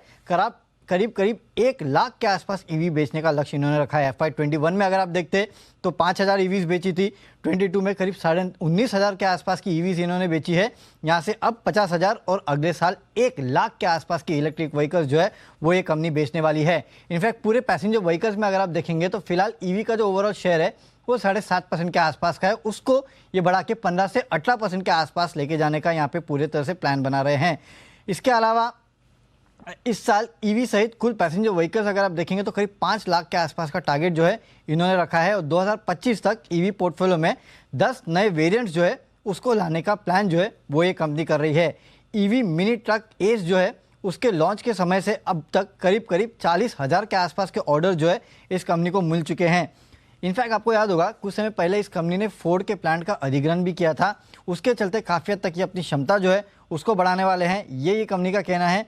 और कंपनी ने एक बात और साफ की, क्योंकि लगातार लोग कहते थे कि क्या कंपनी स्कूटर या बाइक 2 व्हीलर में कदम रखेगी, तो इस पर इन्होंने साफ कह दिया है कि नहीं, ईवी में हम स्कूटर और बाइक का उत्पादन जो है वो फिलहाल करने के लिए बिल्कुल भी सोच नहीं रहे हैं. इस फेस में हम नहीं जाने वाले हैं. सिर्फ ईवी पैसेंजर व्हीकल जो है या फिर दूसरे जो प्रोडक्ट्स है उसको हम लाएंगे। टू व्हीलर या किसी और प्रोडक्ट में हम फिलहाल नहीं जाने वाले हैं। हालांकि एक बात और इन्होंने कही कि सेमीकंडक्टर की जो आपूर्ति है उसकी स्थिति में लगातार सुधार हो रहा है और कमोडिटी की कीमतें जो है वो भी काफ़ी हद तक स्थिर हो रही है, तो हो सकता है कि इसका फ़ायदा जो है आपको आने वाले साल में देखने मिले। लेकिन कहीं ना कहीं पूरा फोकस जो था वो ईवी पे था और 1 लाख ईवी का टारगेट जो है FY24 के लिए टाटा मोटर्स ने अपने लिए रखा है। तो ये बड़े टारगेट्स रखे हैं टाटा मोटर्स ने अपने लिए और लगातार हम देख रहे हैं शरद जी मार्केट शेयर भी इनके फेवर में आ रहा है। ईवीज में तो ऑफ कोर्स एक डोमिनेटिंग प्रेजेंस बना रहे हैं और 5 गुना ईवी सेल्स बढ़ाने का लक्ष्य है। कैसे देखते हैं शरद जी टाटा मोटर्स को?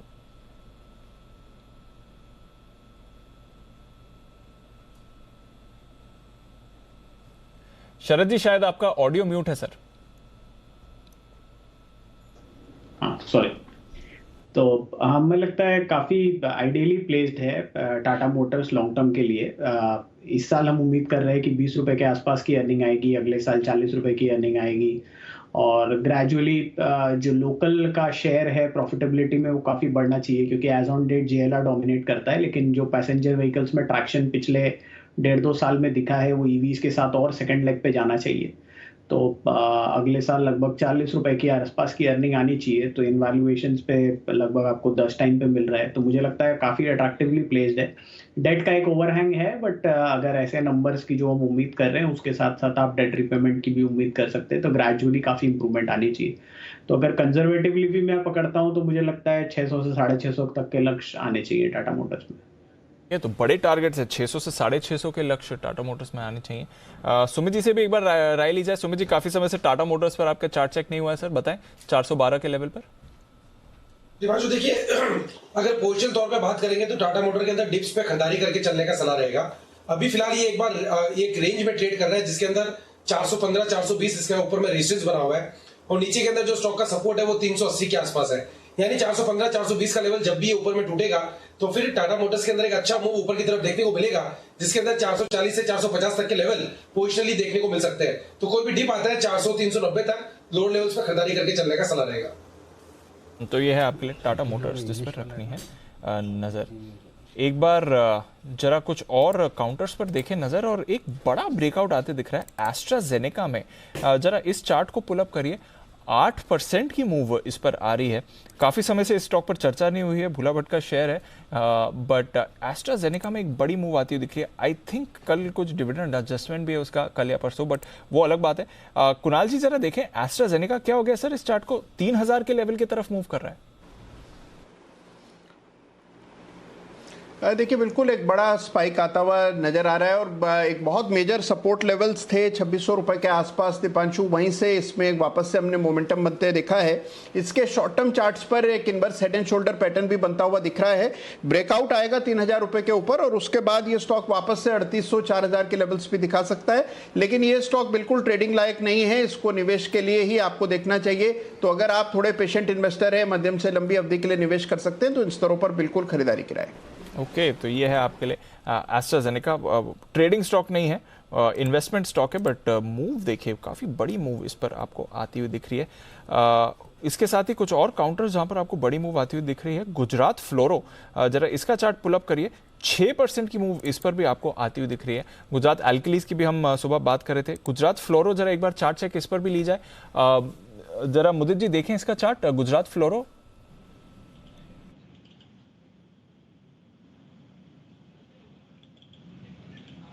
बढ़िया ब्रेकआउट आज के सेशन में हुआ है और बोलेंगे इसको एक फ्लैग पैटर्न बना रहा था, उसका ब्रेकआउट आज के सेशन में आया। और देखिए सबसे अच्छी चीज़ वॉल्यूम देखने को मिल रही है। 3-4 महीने में इस तरह की वॉल्यूम के साथ स्टॉक में बाइंग नहीं नजर आई है और आज बढ़िया वॉल्यूम के साथ बाइंग देखने को मिल रही है। लग रहा है यहाँ से अभी और तेजी दिखाएगा। 3000 3050 तक के अपसाइड मूव गुजरात फ्लोरो कैम में देखने को मिलेंगे। बाय करके चलने की सलाह दे रहे हैं। स्टॉप लॉस रहेगा 2840 का। ओके 2840 का स्टॉप लॉस लगाकर खरीदारी करें। 6% की बढ़िया मजबूती आज नजर आती दिख रही है। मजबूती तो एक ही जगह दिख रही है खाली डॉलर सभी जगह। डॉलर इंडेक्स 106 के पार और रुपया भी कमजोर लाइफ टाइम लो पर। नेहा हमारे साथ जुड़ रहे इस वक्त बताने के लिए करेंसी मार्केट की कमजोरी के बारे में। नेहा बताइए क्या है डिटेल्स। सर अभी कुछ समय पहले तक ये 105 और 8.6 के लेवल के पास था, एकाएक आते ही 106 पे चला गया, 20 साल के नए हाइस पर चला गया है सर। और आज सिर्फ और सिर्फ रुपए के लिए विलन डॉलर इंडेक्स ही साबित हुआ है। डॉलर में जो जबरदस्त एक्शन आया है, सिर्फ रुपया नहीं, बाकी जितनी बड़ी करेंसीज है वो सब गिर गई हैं। यूरो 20 साल के निचले स्तर पर चला गया है। इसके अलावा सिंगापुर डॉलर 2 साल के निचले स्तर पर है। क्रोन, सर्बियन दिनार, जितनी भी करेंसीज है यहाँ पर वो 5-5.5 साल के लोज पर चली गई हैं, सिर्फ और सिर्फ डॉलर इंडेक्स में मजबूती के कारण। रुपया आज $1.79 के लेवल पे खुला था और फिर उसके बाद देखते देखते दोपहर तक आते आते हमने देखा कि आज $1 की कीमत $79.16 का रिकॉर्ड निचला स्तर छू चुकी है। तो क्लियरली डॉलर इंडेक्स ही जिम्मेदार रहा है, जिसके कारण इस साल अब तक रुपया 6% से अधिक कमजोर हो चुका है। पिछले हफ्ते हमने इसमें 1% के आसपास की कमजोरी देखी थी और जून के महीने में खासतौर से हमने नए नए रिकॉर्ड लोज बनते हुए देखे। अभी मैंने कैलकुलेशन किया तो 3 हफ्ते में 1.25% रुपया 3 हफ्ते के दौरान ही डॉलर के मुकाबले महंगा हो चुका है, माफ कीजिए कमजोर हो चुका है। प्लस भारत का ट्रेड डेफिसिट का आंकड़ा जो हाल फिलहाल में आया है, हमने इसे रिकॉर्ड $26 बिलियन के करीब जाता हुआ देखा है। रिलीफ की बात यह कि एक्सपोर्ट 16% से बढ़े हैं, लेकिन ये भी एक प्रेसिंग फैक्टर है।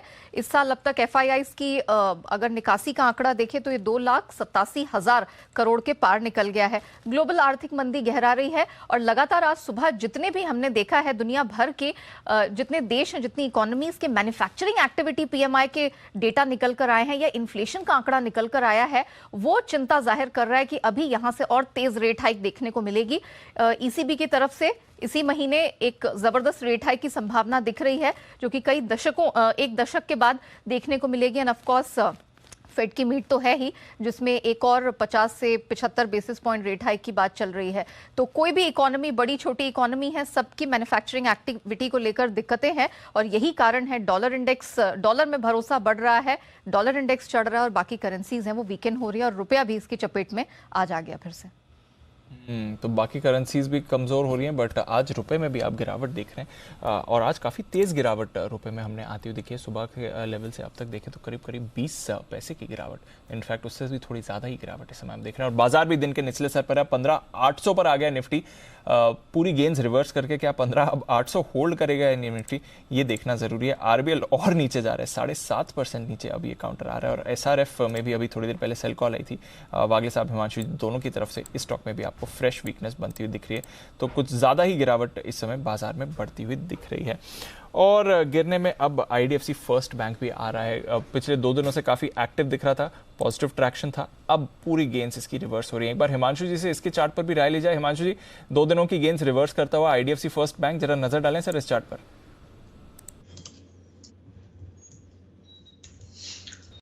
दीपांशु देखिए, IDFC फर्स्ट बैंक आपने जिक्र किया, 1 मिनट।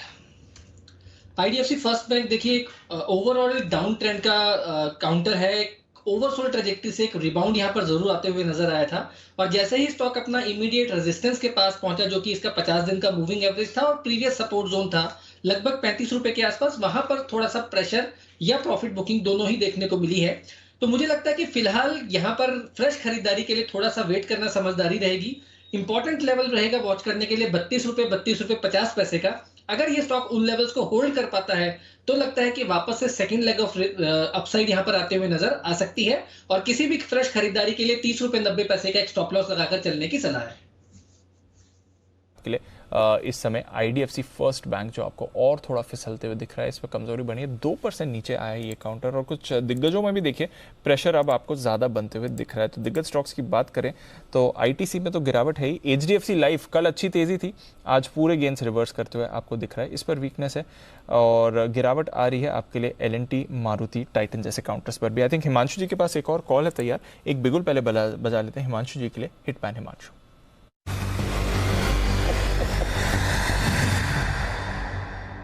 बताएं सर। दीपांशु, एकाएक जिस तरह से बिकवाली देखने को मिली है और IT मेजर स्टॉक्स में प्रॉफिट बुकिंग और एक्सटेंसिव सेलिंग देखने को मिली है नंबर से पहले, मुझे लगता है कि यहाँ पर थोड़ी सी गिरावट जो है वो कल और एक्सटेंड होती हुई नजर आ सकती है। और यहाँ पर जो एक वीकेस्ट काउंटर है वो है विप्रो का। हमने देखा कि बिल्कुल भी बाजार की तेजी के साथ इसने बिल्कुल भी पार्टिसिपेट नहीं किया और मंदी के साथ आते ही यहाँ पर वापस से वीकनेस देखने को मिल रही है। और मुझे लगता है कि ये जो स्टॉक है ये कहीं ना कहीं 390 385 रुपए तक के लेवल्स दिखा सकता है किसी भी एक मीनिंगफुल रिबाउंड से पहले। तो यहाँ पर 415 की स्ट्राइक का पुट ऑप्शन खरीदना है, जो कि 15.5 रुपए के आसपास ट्रेड कर रहा है। यहाँ पर हम स्टॉप लॉस लगाएंगे 13 रुपए 80 पैसे का, टारगेट रहेगा 19 रुपए का और 22 रुपए का। विप्रो में बिकवाली करके चलनी है, या फिर यहाँ पर एक पुट ऑप्शन खरीद सकते हैं 415 के स्ट्राइक का, जो कि लगभग एट द मनी है, और मुझे लगता है यहाँ पर 19 और 22 रुपए तक के टारगेट्स आते हुए नजर आ सकते हैं। तो विप्रो में अगर आप चाहें तो पुट ऑप्शन खरीद लीजिए, अगर आप चाहें नहीं तो यहाँ पर आप सेल करके चले। ये है आपके लिए। इस बीच 15,800 का स्तर अब निफ्टी ने तोड़ दिया है, तो गेंस भी रिवर्स करी और अब एक इंपॉर्टेंट सपोर्ट के भी नीचे आपको बाजार जाते हुए दिख रहा है। सारे के सारे गेंस आज के रिवर्स होते हुए और फ्रेश प्रेशर आपको आते हुए दिख रहा है। आईटीसी से फ्रेश प्रेशर आ रहा है, ब्रिटानिया गिर रहा है, इन्फोसिस नेगेटिव टेरिटरी में आ रहा है, एक्सिस यहाँ पर गिरावट है, डिवीज फिसलते हुए दिख रहा है, एचडीएफसी बैंक, एचडीएफसी लिमिटेड दोनों ही आपको फिसलते हुए दिख रहे हैं। एमएनएम टीसीएस जैसे काउंटर्स में भी बिकवाली आ रही है। तो आईटी अब इस समय का नया कल्प्रेट बन रहा है। विप्रो के साथ साथ टीसीएस और इन्फोसिस, इस पर भी प्रेशर बना हुआ है। इनफैक्ट एक बार जरा इन्फोसिस की चार्ट पर भी एक बार राय ली जाए। बंसल जी जरा देखें इन्फोसिस का चार्ट कैसा लगता है सर? 1470 के लेवल पर यहाँ पर भी कमजोरी है, विप्रो की तरह ये भी डेज लो पर है। बिल्कुल दीपांशु, एक कमजोरी जरूर है और स्टॉक ने ऊपर में एक रेजिस्टेंस था 1504-5 के अराउंड, वहां से रेजिस्टेंस फेस करा है। बट दीपांशु अभी शॉर्टिंग की तो राय नहीं है। जिन्होंने आज के लिए लिया था वो एग्जिट कर जाएगा। दीपांशु शॉर्टिंग करेंगे यहाँ पर जब 1459 के लेवल्स नीचे में टूटेंगे, तब सेल्फ शॉर्टिंग करने की राय होगी। एल्स अभी फॉर द टाइम बिंग थोड़ा वेट करेंगे। तो ये है आपके लिए इन्फोसिस, इस पर रखनी है आपको नज़र। इन्फोसिस टीसीएस दोनों पर ही कमजोरी बन रही है। टीसीएस के नतीजे 8 तारीख को आने वाले हैं, उस पर रखनी है नज़र। एक्चुअली रुपया जिस तरह से कमज़ोर हो रहा है, लॉजिकली वन वुड थिंक कि थोड़ा आईटी कंपनीज पर रोटेशन आपको वापस पॉजिटिव मोमेंटम में दिखेगा। आज फार्मा भी अच्छा परफॉर्म कर रहा था, बट आईटी इस समय गिरावट दिखा रहा है। बैंक्स ऑफ कोर्स फिसले ही हैं, तो वहाँ से तो वीकनेस आ रही है, बट आईटी भी गिरावट में इस समय आपको पार्टिसिपेट करते हुए दिख रहा है। एक्सिस बैंक, इस पर एक बार राय ली जाएगी, ये स्टॉक भी वीक दिख रहा है। वागे साहब, एक्सिस बैंक क्या करना है 650 के नीचे?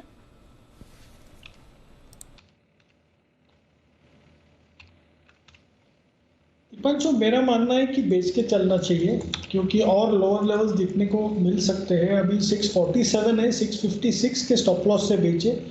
मुझे लगता है 630 तक तो ये नीचे में जाना चाहिए कल के दिन में। ओके, तो ये है आपके लिए एक्सिस, जिस पर रखनी है नजर। डेज लो पर एक्सिस भी आपको आते हुए दिख रहा है। आइए मुदित जी के पास चलते हैं, मुनाफे वाला मुदित।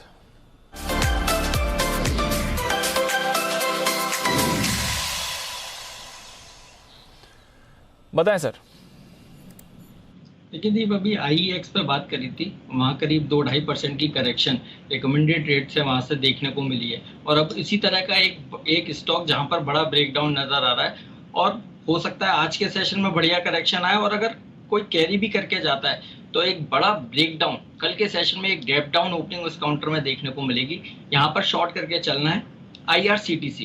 IRCTC को यहाँ पर बेच के चलेंगे। फ्यूचर के लेवल है 567, फ्यूचर के लेवल है, यहाँ पर शॉर्ट करके चल सकते हैं। पहला टारगेट बनेगा 555, दूसरा टारगेट 545, स्टॉप लॉस रहेगा 575। पुट के जरिए भी पोजीशन बना के चल सकते हैं। 570 वाला पुट ऑप्शन यहाँ पर खरीद के चलने की सलाह दे रहे हैं, जो करीब 26 रुपए के आसपास ट्रेड होता हुआ नजर आ रहा है, जिसका पहला टारगेट 36 का होगा, दूसरा टारगेट 40 रुपए का रहेगा, स्टॉप लॉस रहेगा 21 रुपए का। देखिए स्टॉक के स्ट्रक्चर पे बात करते हैं तो बड़ा करेक्शन के बाद जो कंसोलिडेशन था, वहां पर इतनी करेक्शन के बाद भी स्टॉक में बियरिश पैटर्न बनता हुआ नजर आ रहा है। हेड एंड शोल्डर पैटर्न, उसका ब्रेकडाउन देखने को मिला है। जो चार्ट स्ट्रक्चर अभी बने हुए हैं, ईयरली लो के पास ये काउंटर ट्रेड हो रहा है, यहाँ से बड़ा करेक्शन बनेगा। कल के सेशन में स्टॉक में गैप डाउन ओपनिंग देखने को मिलेगी। 555 और 545 के लेवल्स फ्यूचर में बिल्कुल देखने को मिलेंगे, इसलिए 570 वाला पुट ऑप्शन भी यहाँ पे खरीद के चल सकते हैं, जो 40 रुपए तक के टारगेट दिखाता हुआ नजर आएगा। तो ये है आपके लिए IRCTC का पुट ऑप्शन खरीदने की राय, या फिर फ्यूचर्स बेचे 566 के आसपास, ये राय आपके लिए आती हुई दिख रही है। इस वक्त बाजार एकदम सपोर्ट लेवल के आसपास आया, 15,800 निफ्टी और 33,800 बैंक निफ्टी पर। देखिए आखिरी उम्मीद है जहाँ पर सपोर्ट है, अगर रिकवर होना तो यहीं से होना है, और यहाँ से गिरे तो फ्रेश कमजोरी, क्योंकि डेटा के लिहाज से दीप ये इंपॉर्टेंट लेवल है। 15,800 पर हाईएस्ट ओपन इंटरेस्ट है पुट में, और 33,800 के आसपास बैंक निफ्टी जो पुराना हाई था 33,811, जहाँ से आपको ब्रेकआउट कल मिला, लगभग वहीं पर आ गया। तो हो सकता है शायद दिन के लिए ऑलमोस्ट डन है। डाउ फ्यूचर भी थोड़ा गिरना बंद किए अब 164 पॉइंट बचे हैं, 200 सवा 200 पॉइंट जो नीचे थे, तो थोड़ी से ठहराव के संकेत आ रहे हैं। अब ठहराव के संकेत आ रहे हैं इस समय बाजार में, बिल्कुल सर। रखिए नजर, इनफैक्ट लार्ज कैप आईटी फिसल रहा है, बट कुछ मिड कैप आईटी में पॉजिटिव एक्शन बन रहा है। कोफोर्ज का चार्ट देखिए, जहां वहां पर अभी निचले स्तरों से वापस आपको खरीदारी आती हुई दिख रही है। एचयूएल निचले स्तरों से संभलने की कोशिश इस समय कर रहा है, वहां पर थोड़ा एक्शन है। रिलायंस इंडस्ट्रीज नीचे से थोड़ा संभलते हुए आपको दिख रहा है। तो कुछ कुछ स्टॉक्स हैं जो निचले स्तरों से अब संभलने की भी कोशिश कर रहे हैं। तो जैसा अनिल जी कह रहे थे, एक फ्रेश राउंड ऑफ सेलिंग के बाद अब लग रहा है कि बाजार थोड़ा संभलने की कोशिश कर सकते हैं। बट आइए, एक सेक्टर है जहां पर हमें नजर रखनी है और वो है सीमेंट कंपनीज। और यहां पर एक डर बन रहा है कि आने वाले समय में मुनाफे पर दबाव बन सकता है। क्यों, क्या है वजह, जानते हैं अरमान के साथ। अरमान बताइए क्या चल रहा है यहाँ पर। देखिए, सीमेंट पर ही हमने कुछ दो हफ्ते पहले एक लिंक किया था, जिसमें हमने जो चैनल चेक किया था उस पर बताया था कि वो प्राइसेस बढ़ा नहीं पा रहे हैं और जो उनके रॉ मटेरियल्स हैं उसकी प्राइसेस कम नहीं हो रही है, तो इनके मार्जिन्स कम हो सकते हैं। अब उसी पे कई सारी रिपोर्ट्स आती हुई दिख रही हैं। तो अभी ऐसा हुआ है कि जो जून महीने में जो इन्होंने जो प्राइस हाइक्स जो लेने की कोशिश की है वो भी सस्टेन नहीं रह पाई, तो उन्हें वापस प्राइस कट करना पड़ा। ऑन एन एवरेज अगर आप देखेंगे तो जून महीने में 50 केजी की अगर बोरी पे लगभग 11 रुपए की जो उन्होंने भाव है वो भाव कट किया है और अभी का जो भाव है वो 379 का हो गया है। उसी के साथ साथ जो ब्रोकरेज रिपोर्ट्स अब ये भी कह रही हैं कि जो इनका पेटकोक और कोकिंग कोल उसके जो भाव है वो अभी भी बढ़े हुए स्तर पर हैं। और इसका रेलेवेंस इसलिए है क्योंकि अगर आप इनका टोटल कॉस्ट ऑफ सेल्स देखेंगे तो उसमें लगभग 27% से लगभग 28% जो कॉस्ट है वो फ्यूल कॉस्ट के होता है। तो आपके जो रॉ मटेरियल के भाव है वो अभी भी बड़े हुए स्तर पर हैं, डिमांड मानसून की तरह कम है, इसलिए मार्जिन्स आप जो प्राइसेस ले रहे हैं वो सस्टेन नहीं हो पा रही। और ये दूसरा महीना ऐसा है जहां पे उनको प्राइसेस कट करना पड़ा क्योंकि डिमांड नहीं थी। इसी के साथ साथ जेपी मॉर्गन की भी आज रिपोर्ट आती हुई देखी, उन्होंने भी यही चीज कही कि अगर जिस उच्चतम स्तर पर कोकिंग कोल और पेटकोक के भाव है अगर उसमें अच्छी खासी कटौती नहीं आती है तो वो जो उनका कंसेंसस अर्निंग अनुमान है उसमें भी कटौती करेंगे और हो सकता है कि उनके मार्जिन्स में और प्रेशर दिखता हुआ दिखे।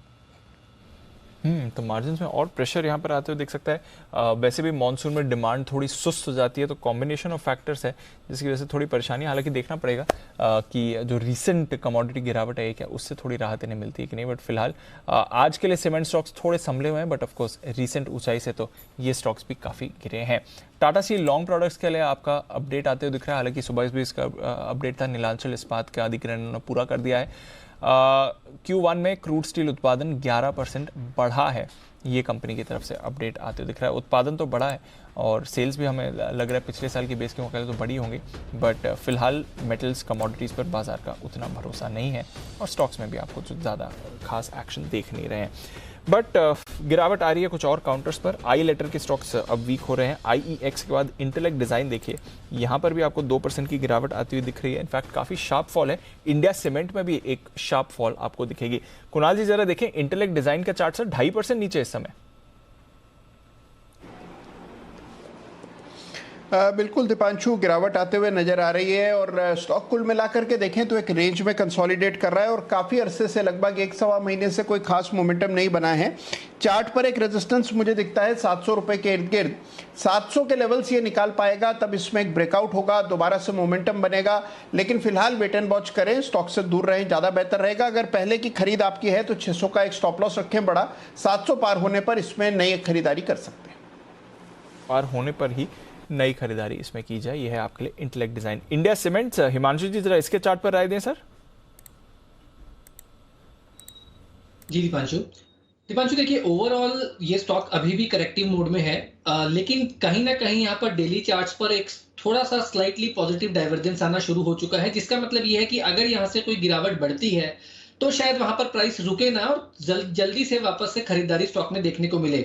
मेरा ऐसा मानना है कि 150 रुपए के आसपास मल्टीपल स्ट्रॉन्ग सपोर्ट जोन्स हैं स्टॉक के लिए और उन लेवल्स के आसपास कभी भी ये स्टॉक जाता है तो वहां पर खरीदारी करके चला जा सकता है। तो यह है आपके लिए इंडिया सीमेंट्स, इस पर रखें नजर। आइए, कैश का ऑप्शन तैयार है हमारे साथ जय Thakkar.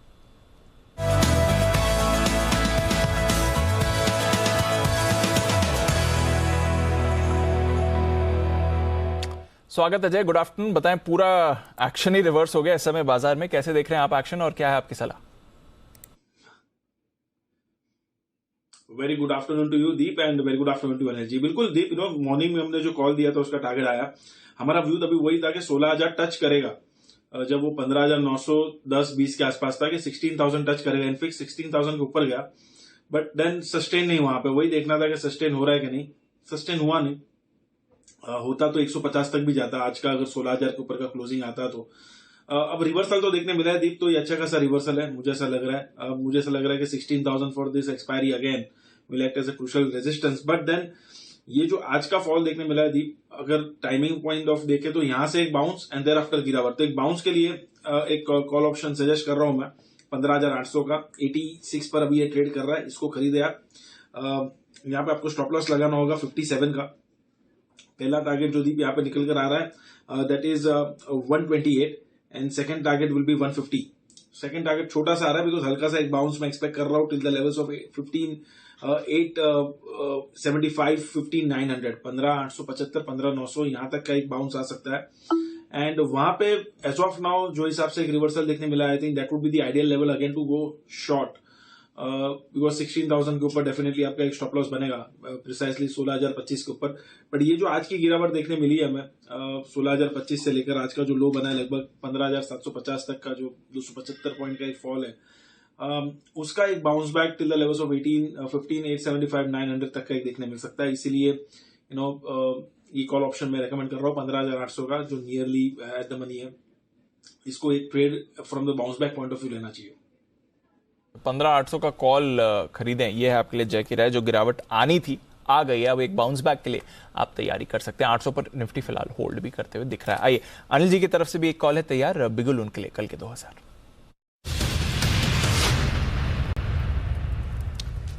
AU small finance bank के फ्यूचर्स को शॉर्ट करने की राय, ओके, बेचने की राय है। और 557-58 के आसपास ये ट्रेड कर रहा है, थोड़ा सा दूर का स्टॉप लॉस है दी, पर वो है 575 के आसपास का। और वो इसलिए कि दिन का हाई के आसपास, और आज का हाई बहुत दूर था, 200 पॉइंट ऊपर था निफ्टी। बैंक निफ्टी का हाई तो आप देखेंगे तो 600 पॉइंट ऊपर था, 500 पॉइंट, तो नेचुरली थोड़ा सा स्टॉप लॉस दूर आएगा। इसका मतलब क्लियर है कि थोड़ा ऊपर आए तो और आप बेचने की जगह रख सकते हैं, 2 टुकड़ों में भी बेच सकते हैं। टारगेट जो बनेंगे वो भी दूर दूर के हैं, बड़े टारगेट हैं। और वो टारगेट में पहला टारगेट आपका है 551 का, 551, ठीक है। दूसरा है 546, 541, ये 3 टारगेट के लिए आपको करनी बिकवाली। फाइनल 531, अगर बाजार खराब हुआ तो, नहीं तो नहीं आएगा, खराब होगा बाजार तो ही आएगा। तो 551, 546, 541 और 531 ये 4 टारगेट लेकर चले नीचे की तरफ। 558-57 के आसपास बेचिए, अगर 65 के आसपास 67 के आसपास आए तो और बेचिए। 575 का आपका स्टॉप लॉस होना चाहिए। एयू स्मॉल फाइनेंस बैंक में भी क्वाली करने की राय है। ये है क्योंकि थोड़ा फिर से बैंकिंग शेयरों पर दबाव आ रहा है, रुपया जिस तरह से कमज़ोर हुआ है, इन्फ्लेशन की चिंताएं, तो थोड़ा सा आउट परफॉर्मेंस के बाद हल्की फुल्की प्रॉफिट बुकिंग आने की संभावना। तो ऐसे में कमज़ोर बैंक्स जो हैं थोड़ा सा वहाँ आप भी क्वाली करके चल सकते हैं। दूसरा एक क्रॉम्पटन ग्रीव्स कंज्यूमर सुबह हमने दिया था खरीदारी करने के आए 350 पर, 359 का पहला टारगेट था और 358 के आसपास का हाई बनाकर आया है। तो अगर आपको रिस्क ओवरनाइट कम रखनी तो आपकी कॉस्ट के ऊपर अब भी है, तो आप चाहें तो पोजीशन हल्की कर सकते हैं, या 350 का एक पुट ऑप्शन लेकर, या 345 का जो भी है इसके आसपास की हेज करें, क्योंकि बाजार थोड़ा सा ढीला होता दिख रहा है, इसलिए थोड़ी सी आप रिस्क मैनेजमेंट आप अपना कर लें ओवरनाइट पोजीशन पर। ये तो खैर एयू स्मॉल फाइनेंस तो कल के लिए बाय प्राइस पर ही है सर, हाँ प्राइस पर 350-51 के आसपास ही दिया था हमने, तो लगभग उसके आसपास ही वही है। एक्चुअली बाजार है अभी भी मजबूत, इफेक्ट नहीं हुआ, इम्पैक्ट नहीं आया बाजार, इनफैक्ट धीरे धीरे ऊपर ही हुआ है। बट फिर भी क्या है कि ओवरनाइट रिस्क एक अलग रहती है कि समझो कल दाव आपका 400-500 नीचे बंद हो जाए तो you never know dollar index को देख के, तो इसलिए आप अपना रिस्क मैनेजमेंट करके चलेंगे। जिनको ठीक है कम आया कम गया वाला वैसा है तो वो आप अपना रिस्क मैनेजमेंट पर्सनल लेवल पे देख ले। फ्रेश पोजीशन रखनी है मंदी की तरफ तो आप एयू स्मॉल फाइनेंस लेकर चल सकते हैं। ठीक है, तो ये है आपके लिए एयू स्मॉल फाइनेंस बैंक पर राय। इस बीच रुपए पर एक बार सर दोबारा नजर डाल देते हैं। 79.20 अब ये आपके लिए नया रिकॉर्ड लो है, एग्जैक्टली उसी लेवल पर रुपया ट्रेड करते हुए दिख रहा है। तो फ्रेश रिकॉर्ड लो रुपए ने अभी बनाया, 25 पैसे आज के दिन ही रुपया गिरा है। डॉलर इंडेक्स 20 साल की ऊंचाई पर वापस आ चुका है और रुपया अपने लाइफ लो पर ट्रेड करते हुए दिख रहा है इस समय। आइए जय है हमारे साथ और लेना है जय का एक जैकपॉट।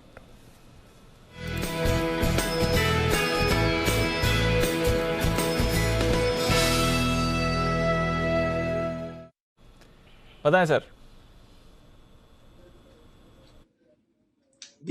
यूबीएल में एक जबरदस्त ब्रेकआउट है, पहले भी मैंने इस पे रिकमेंडेशन दिया था और वहां पे टारगेट हासिल हुए, फिर से रेकमेंड कर रहा हूं। 1560 के स्ट्राइक का कॉल आप खरीदे, 53 रुपए पर ये ट्रेड कर रहा है 53 पर। यहाँ पे आप स्टॉप लॉस दीप लगा सकते हैं 41 पर। सो 53 पर खरीदे, 41 पर स्टॉप लॉस रहेगा, that is 12 point stop loss. But targets बहुत ही बढ़िया निकल कर आ रहे हैं दीप। इसका फर्स्ट टारगेट बनेगा 86 का and second target would be 102।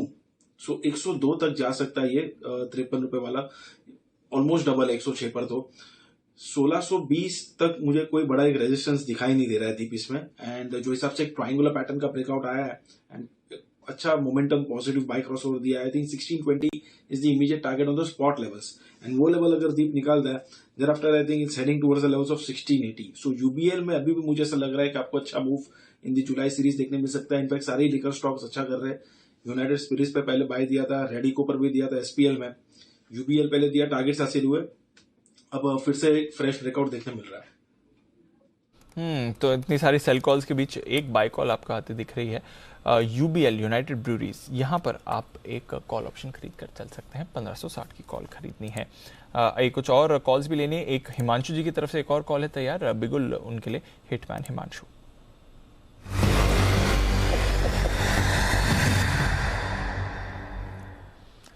बताएं हिमांशु जी। दीपांशु, एक और वीक काउंटर है जिसमें एक डेड कैट बाउंस देखने को जरूर मिला था, लेकिन सस्टेन नहीं हुआ वो अपसाइड। और मुझे लगता है कि वापस से जिस तरह से स्पेशली डॉलर को लेकर कंसर्न्स हैं, इसमें कंसर्न रहता हुआ नजर आ सकता है। तो मुझे लगता है कि यहाँ पर मदरसन सुमी में फ्रेश लोअर लेवल्स देखने को मिल सकते हैं। चार्ट सेटअप वीक हो चुका है दोबारा, और मुझे ऐसा लगता है कि ये स्टॉक 110 रुपए की तरफ जाने की तैयारी करता हुआ नजर आ रहा है। तो यहाँ पर 115 के स्ट्राइक की पुट ऑप्शन के जरिए ट्रेड लेंगे, जो कि लगभग 5 रुपए 20 पैसे के आसपास ट्रेड कर रही है। यहाँ पर स्टॉप लॉस लगाएंगे हम 3 रुपए 80 पैसे का, टारगेट रहेगा 8 रुपए का। मुझे लगता है मदरसन सुमी के फ्यूचर्स में बिकवाली भी की जा सकती है, लेकिन ओवरनाइट रिस्क को कम करने के लिए यहाँ पर पुट ऑप्शन के जरिए खरीदारी करके चलने की सलाह है। मदरसन सुमी मुझे लगता है अनिल जी यहाँ पर एक कमजोर चार्ट है। तो मदरसन यहाँ पर पुट ऑप्शन के जरिए आप ट्रेड कर सकते हैं। स्टॉक भी आपको काफी वीक बनते हुए दिख रहा है। ये जो आप बोल रहे हैं कि फिर से कमजोर होता दिख रहा है, तो पहले कब हुआ था ये कमजोर है हिमांशु जी? पहले भी हुआ था कभी? अनिल जी, वैसे तो लगातार कमजोर ही है, लेकिन अगर मैं यहाँ से 20 जून के बाद का एक्शन देखता हूँ तो वहां एक थोड़ा सा रिबाउंड देखने को मिला था, एक उसके बाद फिर से कमजोरी आते हुए नजर आ रही है। हुआ था ना पहले। एक और सवाल, सवाल पूछना था अनिल जी। हाँ, सवाल पहले मेरा सवाल तो वही नहीं कंप्लीट, आप पहले पूछे, रुको। तो पहले भी हुआ था कमजोर 29 जून को, जब हमने 122 रुपए में शॉर्ट कॉल दिया था, तब 19 से 117 115 के टारगेट थे। वागले साहब का भी शॉर्ट कॉल आया था। वागले साहब का भी अगले दिन तक 117 के आगे थे, उसके एक दिन बाद 115 भी आ गए। अब समझिए आप पहले कब अब आप अपना सवाल पूछ लीजिए जी। अनिल जी, सवाल ये था कि अगर जैसे कुछ स्टॉक्स के नाम बदल गए हैं और अगर परफॉर्मेंस प्रेशर के चलते वो नाम याद ना आए, तो पुराने नाम से भी कॉल दे सकते हैं ना सर? हाँ, आप कुछ भी कर सकते हो। मेरे मूड पे डिपेंड करता है कि मैं आपको ट्रोल करता हूँ या नहीं करता हूँ। आमतौर पर ऐसा कोई भी मौका बंसल जी करे तो मैं छोड़ता नहीं। आपके लिए थोड़ा कंसीडर कर सकता हूँ मैं, ऐसा। ठीक है सर। हाँ, तो अब जैसा अभी मेरा मूड नहीं था तो मैंने आपको संवर्धन मदरसन आपने नहीं बोला तो मैंने छोड़ दिया। मुझे लगा मुश्किल भी है, आप कहाँ बोलेंगे, कहाँ इतनी मेहनत करेंगे, चार्ट देख रहे होते हैं, ठीक है। यही काम बंसल जी ने किया होता तो मैं थोड़ी छोड़ता था। ऐसा बंसल जी मानते हैं, मैं ऐसा नहीं सोचता। बंसल जी ऐसा सोचते हैं। बंसल जी आप ऐसे ही सोचते हैं ना? नहीं अनिल जी, मैं तो सब अच्छा सोचता हूँ अनिल जी। कितना गलत सोचते हैं आप। वैसे देखो, आपका फंसना तो निश्चित है, आप कुछ भी कहें। बिल्कुल। चलिए बढ़िया, 3-20 वाली स्ट्रेटेजी कर ली जाए। अब आइए चलते हैं अनिल जी के पास स्ट्रेटेजी के लिए।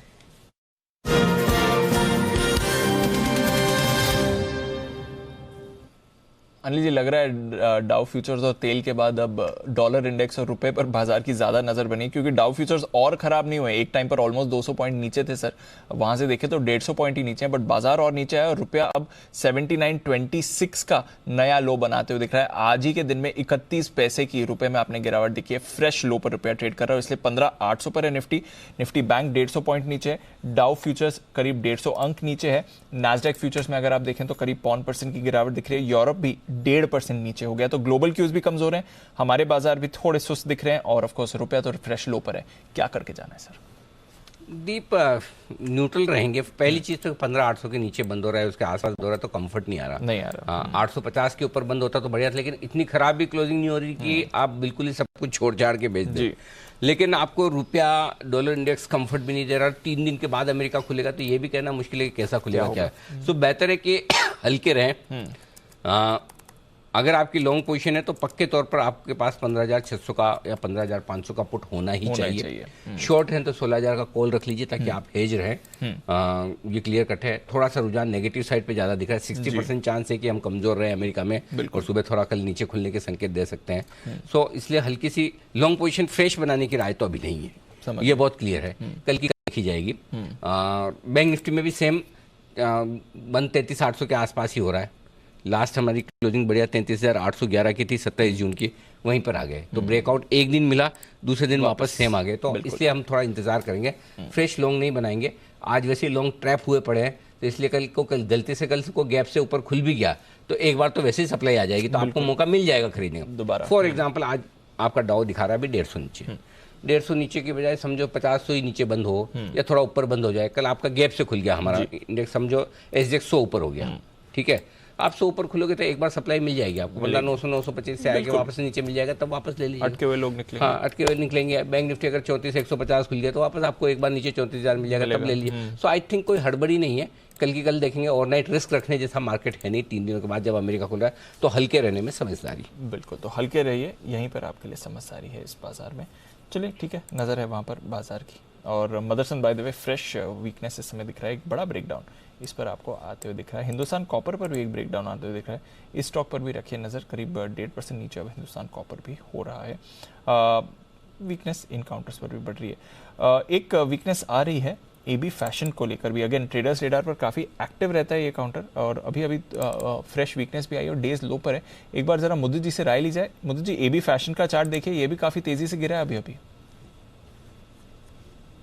आज के सेशन में नो डाउट करेक्शन है, बट अभी पोजीशन है, एग्जिट करने की सलाह नहीं देंगे। जब तक ये चार्ट्स पर 236 के लेवल को होल्ड करता है तब तक बाय से इस काउंटर में पॉजिटिव नजर आता है। फ्रेश लॉन्ग मत कीजिए, लेकिन अगर पोजीशन है 236 के SL से पोजीशन को होल्ड करके चलने की सलाह दें। स्टॉक्स आज फिसले और ऑटो एंसिलरीज आज फिसले। संवर्धन मदरसन करीब 3% नीचे, अमर राजा एक्साइड दोनों में 2% की गिरावट है। बॉश भी आपको 2% नीचे आपको आते हुए दिख रहा है। अपोलो टायर्स 2% आपको फिसलते हुए दिखा है। तो ऑटो एंसिलरीज आज ज्यादा फिसल हैं। ऑफकोर्स फ्रंटलाइन ऑटो नेम्स में भी आपको गिरावट दिखी है, बट ऑटो एंसिलरीज में आपको वीकनेस थोड़ी ज्यादा बनती हुई दिखी है। वागले साहब, अपोलो टायर्स जरा देखें सर, 186 के लेवल पर आते हुए 0.25% नीचे।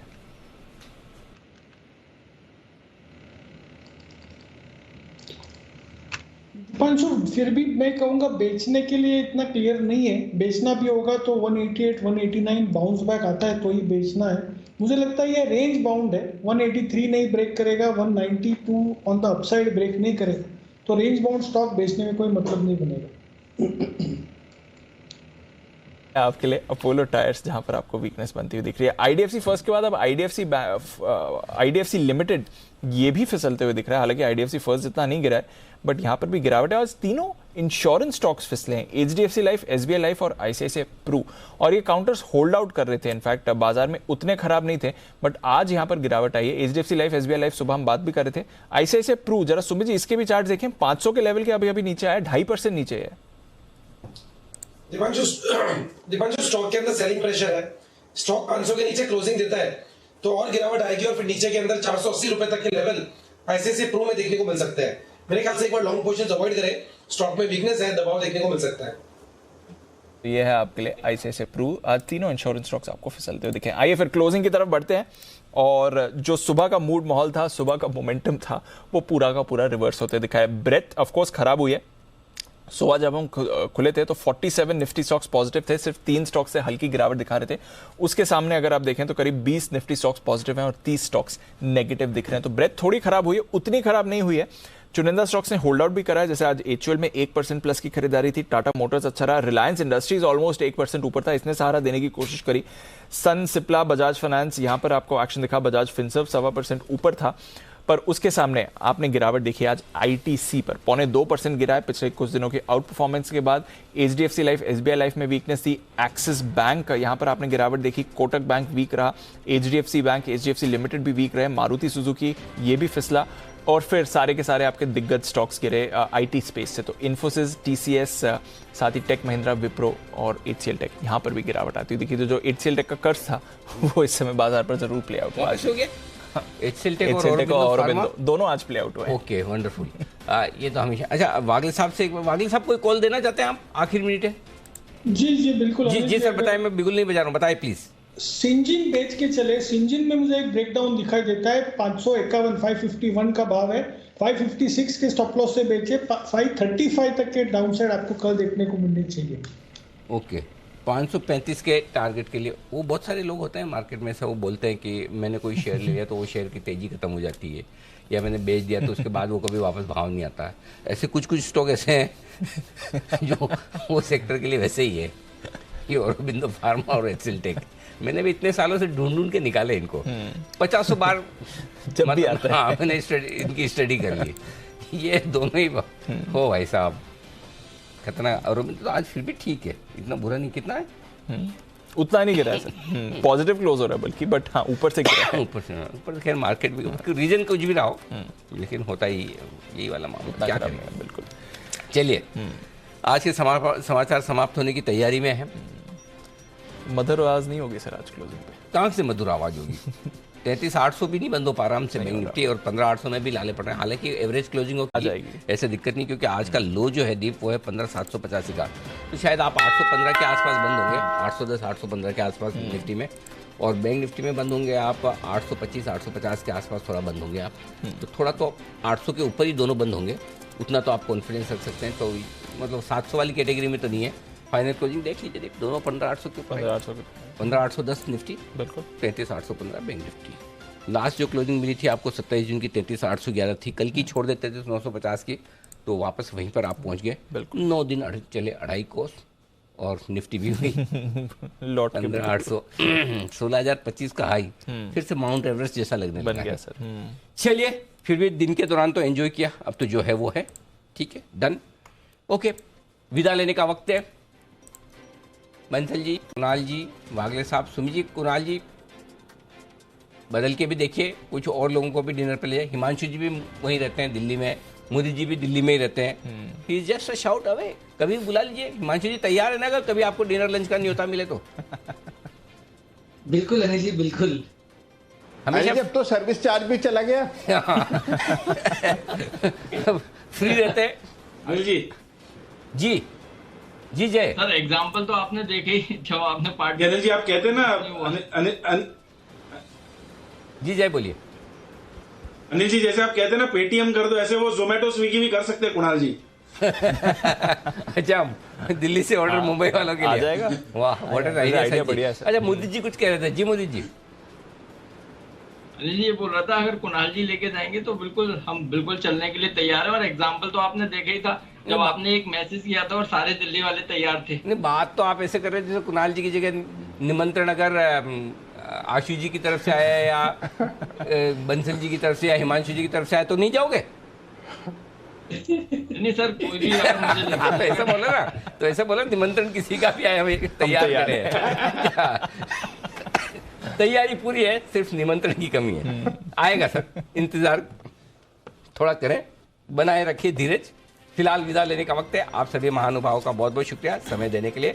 शरद सर, जय ठक्कर, मुदित जी और हिमांशु जी, आपका भी धन्यवाद। वागले साहब, कुणाल जी, राकेश जी और सुनील जी का भी शुक्रिया। मुझे दीप को इजाजत दीजिए।